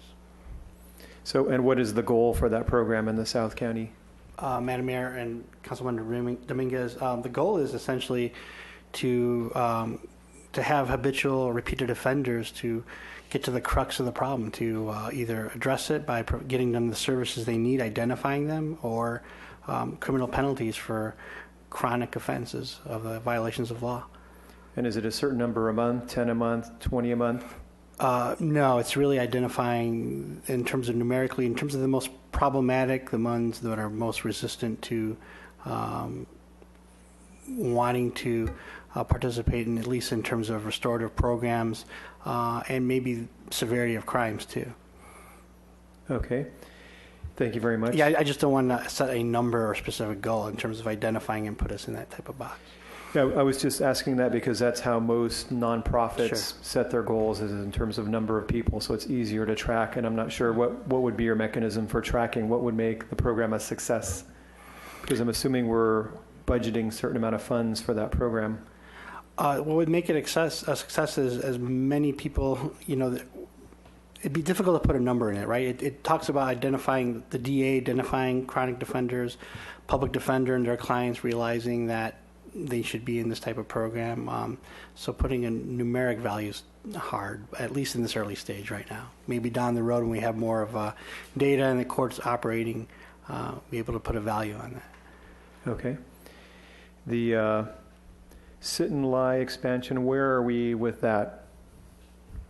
Is that a question for Mr. Kalan? Yes. Yes, Madam Mayor, Councilmember Dominguez, when the City Council extended the sit-lie ordinance to East Haley, you also asked me to identify other potential locations in Santa Barbara where similar extensions might be appropriate.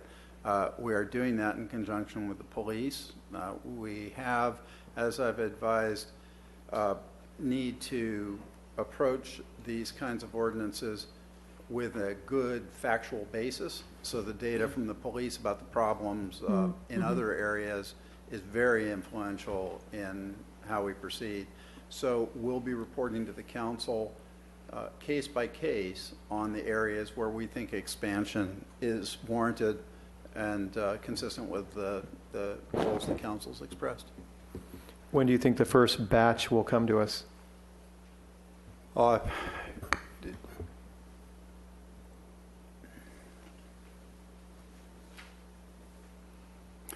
I received police data last week, and I'll need to evaluate that. I would say it's a good 6 to 8 weeks. We'll be looking to try and have some priority. We have a number of departments, at least from my vantage, looking at different aspects of neighborhood nuisance or quality of life problems. I hate to say quality of life because it almost diminishes how difficult these problems can be. But as you know, the council's addressed Ortega Park with a master planning process recently. We've got lots of behavior there. And again, let's not downplay it by calling it nuisance or quality of life. It's if you live there, it's a different kind of problem. So we're taking it on, but the law wants us to do it place by place. The days of cities being able to pass, for example, an ordinance that does something as practical as forbidding begging from medians in the middle of the street where it's clearly unsafe, we just can't do that anymore. Case law is clear. We have to have facts that support the law at each location we want to apply it, and that's probably a good way to think about it. So, long answer, but I don't know the priorities of which locations will come first yet, but the data are coming in, and we remember the council's direction that went with the East Haley expansion. Yeah, it is definitely a long process to balance individual rights in an ordered society, but it's one we take seriously and we have to do for all of our constituents. Councilmember Dominguez, thank you. If I might add, as I recall, we have a very happy human story as a result of the action the council took on East Haley, and that's the ultimate goal. Absolutely. The hotspots that I'm concerned about and am getting emails and phone calls about, which I've passed on to staff daily, are Cacique and the Milpas underpasses. And that's why I was curious, what the efforts were, what the status was with that, and if that will help aid you in enforcing the law in those areas.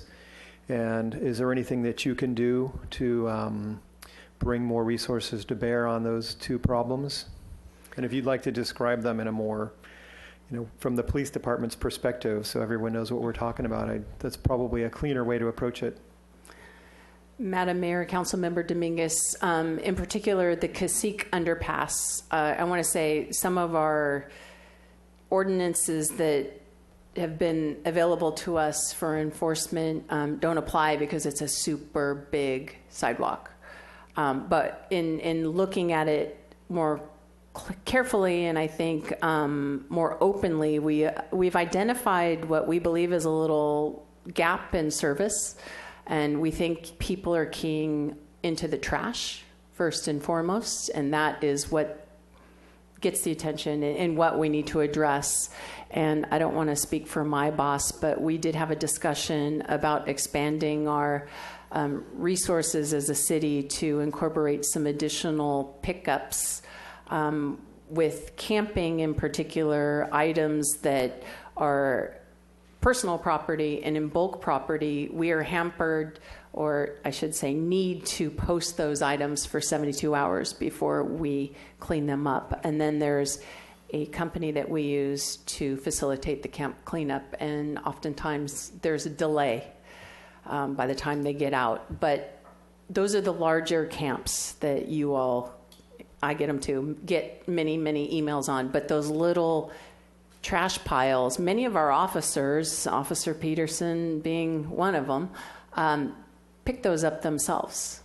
But those are the two officers that we task with trying to work on State Street and other places as well. So it's more than we can address, and I think we'll be seeing more in the future. Mr. Casey? Yeah, Madam Mayor and Councilmember Dominguez, that I think I've mentioned by the end of April, I want to bring kind of a comprehensive approach about all the different efforts we have going on with regards to homeless, because it's not just police and city attorney, it's our environmental programs on cleanups and public works staff and a whole bunch of other stuff. We've been meeting internally, coordinating. We're going to have a few recommendations of actions we think council might be able to take that might assist kind of on that issue, and so we'll bring those forward with you when we give you that presentation in April. And yes, we certainly have been looking and focusing on the Cacique and Milpas underpasses, because those have been problematic areas with the change of weather this winter. And are you, I suppose the camping ordinance is one of the tools you can use, because there's a shelter literally a block away with capacity. So are you doing anything to enforce that city ordinance? Madam Mayor, Councilmember Dominguez, camping is one of those very specific ordinances and often doesn't apply in the situations we see under the underpass. And I don't want to take our city attorney's expertise away from him, but unfortunately, when a lot of our citizens see somebody with a sleeping bag, that alone does not qualify as camping. So we're often not in a position to use any enforcement tools. Even if it's 3 a.m.? Even if it's 3 a.m., unless City Attorney Colon knows something more than I. Madam Mayor, Councilmember Dominguez, one of the interesting features of the city's anti-camping ordinance is that it permits the use of a sleeping bag or bedroll. And it's a very interesting provision. I believe it's advantageous to the city now in light of what the Ninth Circuit said in the Martin case. The ordinance is clear that you cannot have with you more personal possessions than you can carry. So as I mentioned a few meetings ago, I divide these problems into people, possessions, and behaviors. The possessions are a significant issue. That's what we want to work on, and our ordinance is consistent with that, because mountains of stuff that are driven around in carts or whatever kind of device are not protected by this ordinance. So there's room to work on it. Just for clarification, room to work on the ordinance? Room to apply the ordinance appropriately in light of the Ninth Circuit decision in Martin v. City of Boise, meaning that when a camper is there with a sleeping bag, they're not committing an offense. when they're there with a sleeping bag and some kind of bicycle or vehicle with much more material than they can carry, they're in violation. And that seems to be the case on both Cacique and Milpas, that a majority of the people who are there have carts, luggage, things of that sort. And again, the fact that we're giving, $1 million away with CDBG money, we're giving hundreds of thousands to PATH. It seems like they're literally a block away from an open homeless shelter with capacity. We should be as assertive as we can, getting them the help they need. PATH is a facility that offers job training, rehab facility, lots of counseling. So to the extent we can do that. The unique thing about the Cacique underpass is, some of you know, it was created to allow people living in that R3, R4 neighborhood access to both Milpas, the beach area, and so it's a great pedestrian and bike passageway. So a lot of the nature of the complaints that we've been receiving is that people no longer feel safe going through there. And one of the things they do is they cross the street in the middle of the street, which counters our Vision Zero policy of pedestrian safety. So we've basically spent dozens, if not $100 million, creating this overpass that now is not usable by a lot of our residents. So that's the only reason I bring it to your attention, and to the extent you need our help to allow more resources to deal with the problem, I'd love to hear what the ideas are. To the extent that things that start April 3rd can help, that's going to be great too. But I think we already have several agencies that can do the work that HEAP are doing. If we can get them focused on these two particular hotspots, it would be great too. It's to the benefit of the people living under these underpasses as well as the residents. Thank you. Well, I did have in my notes, and there are other lights on, that the rain has really caused us a problem, that this is the most rain we've had in 7 or 8 years, and people aren't tucked away and out of sight anymore.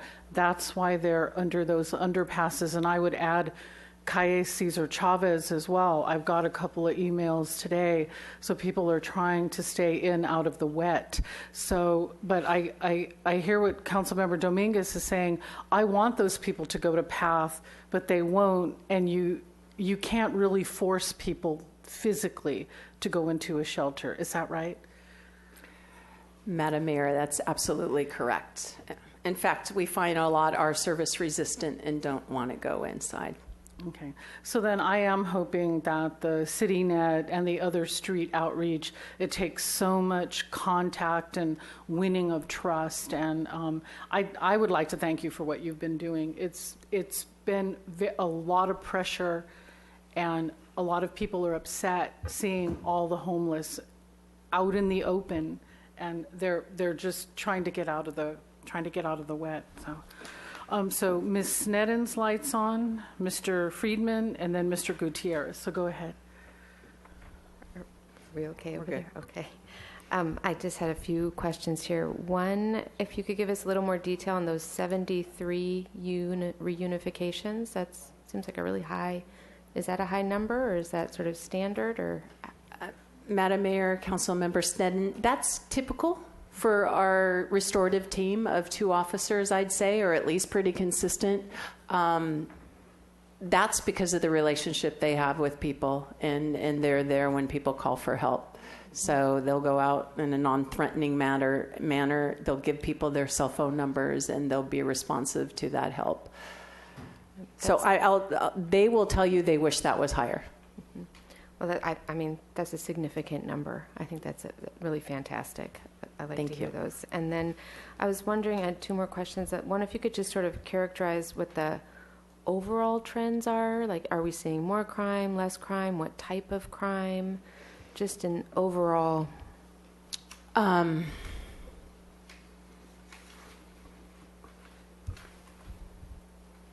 I was going to say we definitely see more property crime than violent crime, or a violent crime is typically family-related violent crime.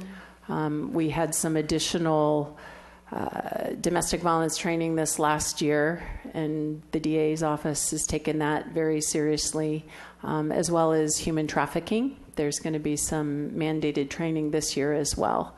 So I think any crime is more than our community wants to see and deal with, and things spike and are cyclical. But there is a certain level of constant street crime and property crime that we see. I'm sorry, I can't. No, that's okay. It's a general. Would you say that domestic violence crimes are increasing then? Madam Mayor, Councilmember Sneddon, I'll be the first to say that they're always underreported. So the more that we can do to help identify those symptoms, I don't have the specific statistics last year compared to this year, but the one thing that the county was committed to was ensuring that all law enforcement was educated, and we did not have any domestic violence homicides in 2018, which was a big change from the year before. Okay. And then since you mentioned human trafficking, give an update on efforts there, or There's a group that wants to bring a report to us, and we had asked them to come today to be part of the police update, but they weren't ready. So it's Santa Barbara ACT and also the County RISE program. So it's governmental and the district attorney's office. So a report's coming back on human trafficking. We were hoping they would be here today. will that also include an update on what our own police force is seeing or? Madam Mayor, Councilmember Sneddon, we do assist with the county-wide efforts in the task force, if you will. One of the big things this year is training and identification. Those crimes cross borders and come in and out of the city. So we do often do details with support of our other counterparts in the county and work to really interview the victims to see if they are, or I should say, our subjects we encountered, to make sure they aren't victims escaping our view and doing what we can to get them the assistance. Yeah, I suppose that was my main question, is what within our purview, within the police force yourself, when you're interacting with different people in different circumstances, whether there's training in that particular area or not. And then just one more question. Well, actually, two more. What would you say is your biggest need right now? If you had, is it staffing? Is it equipment? What would be the biggest area of need? Madam Mayor, Councilmember Sneddon, right now it is our staffing. We are doing so much with less because we have so many people out on leave, and those staffing voids to basically backfill over, and it's going to take at least 10 months. And every special event is overtime. We require that. Storm preparedness staffing is overtime. We are pushing our people hard. So I think it's that knowledge that they are working hard for this community every way they can, and it's coming with some sacrifice to their lives, which is why we're focused so much on wellness. That right now is the biggie. And training is one that's going to continue to be a challenge for us to get in and make sure that we are able to allow our people to go. Okay, thank you. And then just one more question. On the update on the ABC permits, I saw the number of one-day permits and premise checks. And are there any other ABC activities within the department? Is that something, update on Madam that? Mayor, Councilmember Sneddon, we do have other numbers, and we didn't provide them in this presentation. But besides those one-day permits are a part of the special event planning, so we didn't include our normal ABC licensing numbers. Do you happen to know what those are, or I could get an update on that later? We can get you an update. Okay. Thank you. You're welcome. Mr. Friedman? Well, thanks for the update. I have a few questions.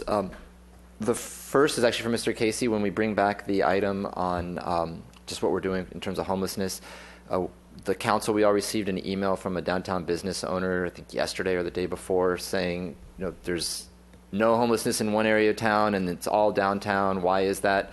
So I just want to understand where the the issues that are taking place so we can get that correct information. So I think you saw the email. I'll forward it to you, but just in terms of where we see the priorities. The questions I have, first is going back to Solutions Court. Is there any discussion on Laura's Law and how that fits in? Because a lot of the discussion is we can't force people into services, but the county does have Laura's Law, and I know it's with the county behavioral wellness and referrals, but a lot of these candidates who are racking up multiple violations and multiple contacts might be candidates for Laura's Law. So I'm wondering if that's a part of Solutions Court, or if not, we can bring it back to the update. Madam Mayor, Councilmember Friedman, I can't answer that. I'm sorry.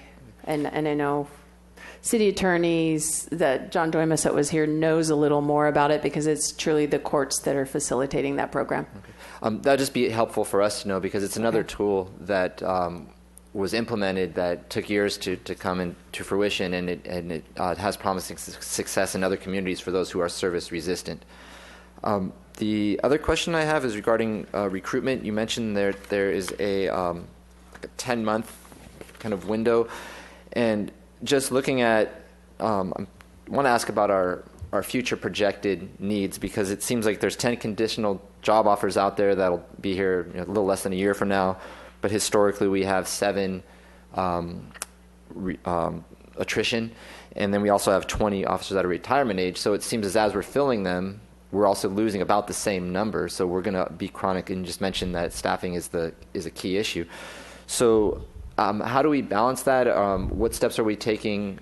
Do we see retention, not necessarily recruitment, but retention, and then recruitment? And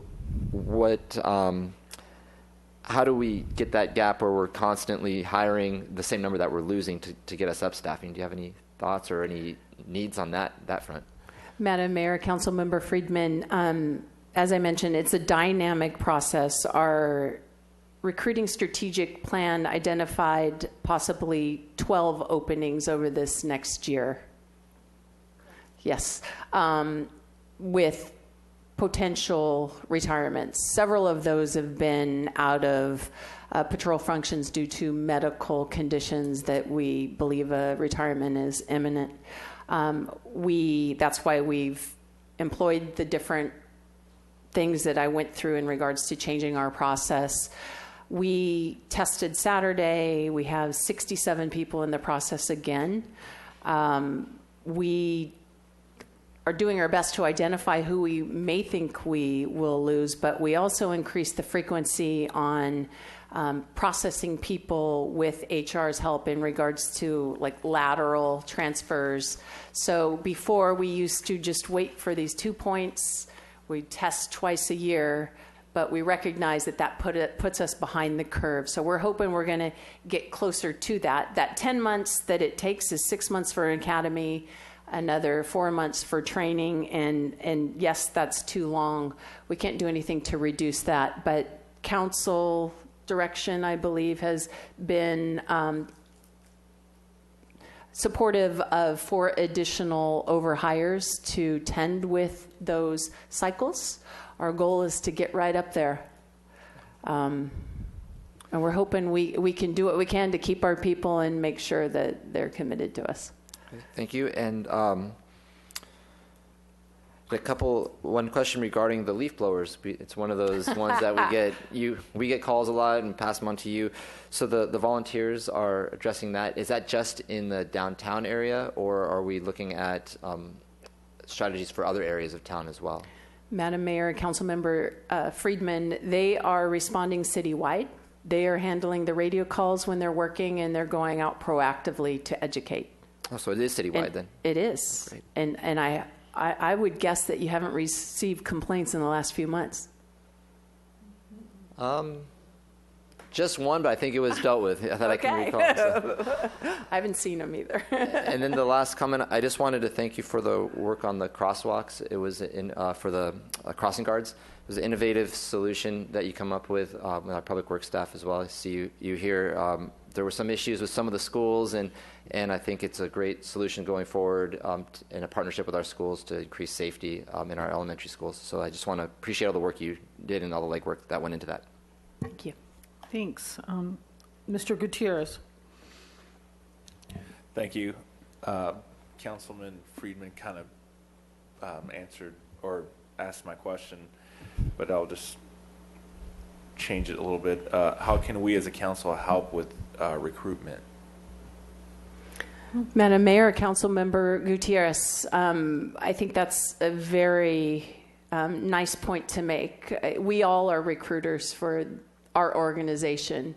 So whatever you all can do to steer good candidates that are reflective of our community, we would appreciate. We have the recruiting staff on hand that can help talk to people. We have the ability to give ride-alongs. It's basically getting the word out that we are hiring, and I think more importantly, reminding people that service is a good thing. It's a noble thing. We're inundated daily with negative narrative on social media that wears on our officers, and I think it keeps people from choosing this as a possible career.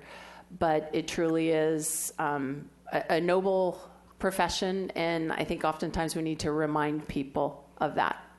Yeah, I just might chime in. You know, you all speak to community groups all the time, you know, and so putting in a good word that there are career opportunities for us to be able to recruit police officers locally is fantastic. It's people who know the community, they've already got family here, they're going to stick around. It's great to have that synergy. So anything you can do, again, to, as the chief said, promote this as a good, honorable career and a way to serve would be fantastic. Very good. We'll take our public comment. Ms. Gott, are you ready to come up? Go ahead. Good afternoon, City Council. So I think I will just mention to you again about the situation I had a few days ago with a homeless man who was begging for money. And when I shook my head no and said no, instead of just walking away, he became enraged, balled his fist, and then rammed it as far and as fast as he could into my window. The same night that I told you about, and this was an incident on Milpas, one of our allied board members was at Taco Bell when two homeless people started causing a substantial commotion. The gentleman was wandering around Taco Bell going like this and saying chop, chop, chop, screaming and yelling at the employees and the customers. It is actually getting worse, and to have that happen within just a few days apart, I would say that you need to begin addressing this more on Milpas. I don't see anyone walking up and down Milpas in terms of a red shirt, but we do need that. I attended the Fire and Police Board meeting last week. It was the first time I'd actually even heard of it, and it would be great if they actually were a little bit more outgoing and went ahead and provided some documents in advance for their meetings, because I'm sure that Allied and other organizations might want to comment on things like the upcoming discussion on the entertainment permit. I was there because of the dance permit and the issues I've discussed with you at 519 Garden Street. They had at the beginning of the meeting, a really great presentation and recognition for people that had saved people that had cardiac events. And my dad had one many years ago, and if it was not for my mother, followed by the dispatch, the firemen, and the people in the ambulance, he would not have survived. The night that he was put in the emergency room at Cottage, they said he had about a 1% chance of living and actually knowing who we were and being able to communicate based on the series of events that he went through.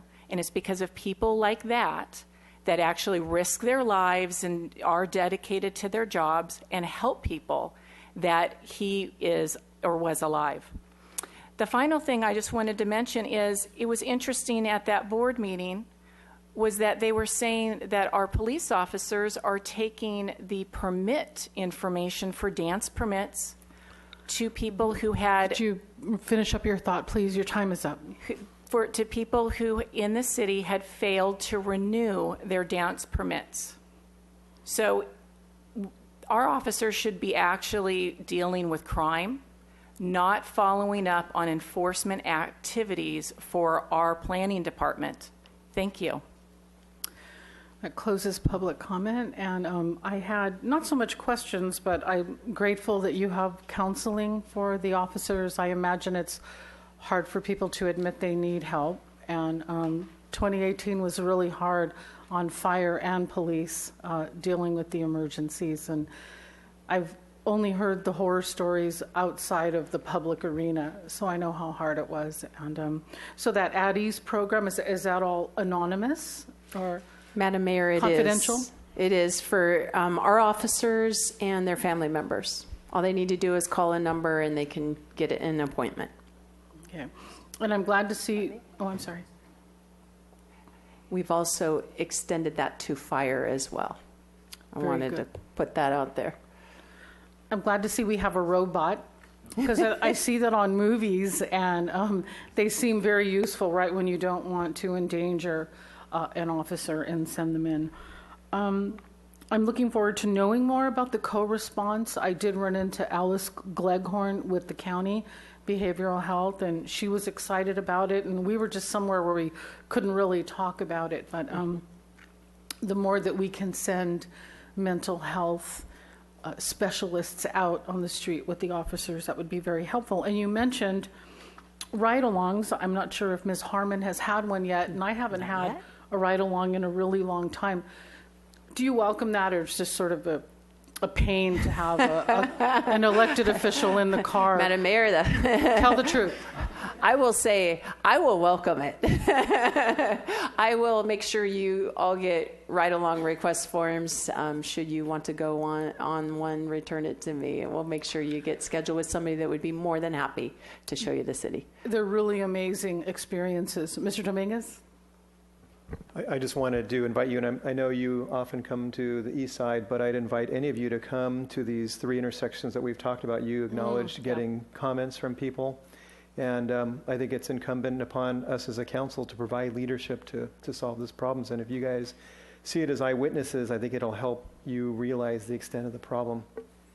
I know. I'm wondering if increasing the Freedom Warming Center's capacity would be a solution to that, but yeah, I mean, we want rain, but it's giving us a lot of challenges. It certainly is. So, any other comments before we close this item? And thank you. Very thorough presentation, and thank you. And it was your idea, Chief, to make the volunteer force, and people understand how expensive it is to hire a uniformed police officer, so that these functions are being handled by volunteers so well is a wonderful. Thank you for coming up with that idea.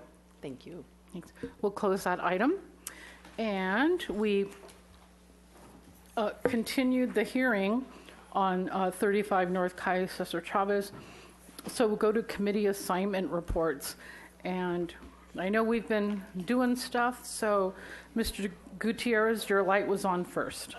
Go ahead. Thank you, Madam Mayor. I was able to attend a screening of a Taiwanese soap opera premiere that's dubbed in Spanish and airs here on a digital channel, and it was really really fun, and it was exciting to see foreign markets coming to Santa Barbara, and I encouraged them to actually record the show here so that we could get some more production out of the city, and they seem pretty excited by that. I also attended, or I actually trained the youth council on how to produce public service announcements over the weekend, and they're very excited to get started. And I attended the youth council meeting last night, and they're looking at creating an event during, or a festival during the Women's March, so that's exciting as well. And I feel like I attended something else and can't really remember, but anyhow. Oh, and I want to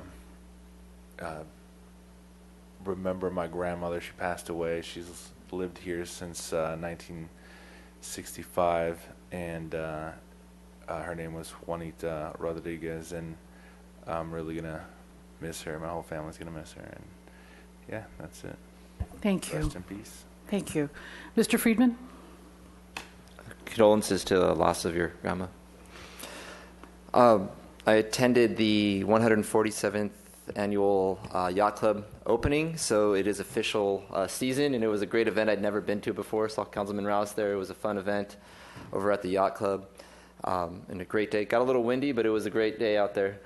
I also attended the Central Coast Water Authority monthly meeting where we discussed the county contract reassignment and state water, the twin, now it's back to the Lone Tunnel project, and then also some billing discrepancies with the state and an issue we're trying to resolve with the State Department of Water Resources. And I was elected as chair of the board, so I took over that meeting, and so now I'm the chair of Central Coast Water Authority. Congratulations. Ms. Nedden. Thank you. I attended the Parks and Recreation meeting. They did appoint 2 members to the De La Guerra Terrace committee, B.B. Longstreet and Roger Perry. Summer camp registration's now open and online, and it's a good time to look into that and get that going. And I was really impressed by their reports of how many hours they spend really as first responders clearing streets after rain events. There's a report of 400 hours just on palm fronds on Cabrillo. So it's I hadn't realized how much Parks and Recreation Department does after storms in terms of making our city workable and passable. So I was appreciative. I welcomed visitors to an international convention hosted by Raytheon, and there was government contractors, people from Korea. So I get to do diplomatic type things, and that was good. I had the mayor's office hours last week at the Central Library. The topics were homelessness and housing. What do you think of that? And scooters, I didn't see any of you else there. The SB CAG put on a 4-hour workshop on scooters, and Supervisor Joan Hartman is challenging us all to allow them and find ways to make them happen. So that was interesting. The Chumash elders, the local, introduced me to a traveling, visiting group of indigenous leadership from Hawaii, another sort of diplomatic thing that I did. And then I also spoke along with our Public Works Director, Rebecca Bjork, at the Municipal Management Association of Southern California. So that's cities, people who work at cities and county governments. And we talked about diversity and leadership. And Councilmember Gutierrez and I are putting on through the Neighborhood Association on the West Side, a training on how to do neighborhood watch. And so every neighborhood is welcome to come to that, even though the meeting's going to be at the West Side Neighborhood Center, and that's April 8th. That's a Monday. So everyone's welcome to that. We have, Mr. Dominguez, go ahead. I attended briefly the mock trial that the high school students participate in, and it's amazing the level of preparation and the hard work and effort the high school students put in. It's something that you should see. They're all going to be great college students. I attended the Visit Santa Barbara board meeting and then the Public Safety Committee of the Downtown Santa Barbara. Sounds good. We have a closed session item, Madam Clerk. Item number 13, subject conference with city attorney, existing litigation as described in agenda item number 13.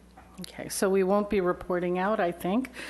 So I'd like to adjourn the meeting, keeping good thoughts for our neighbors, residents, and businesses that are evacuated today. We're leaving a little early today. Everybody get home safe before the big storm.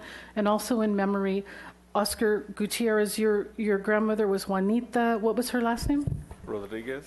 Rodriguez, in memory of Juanita Rodriguez.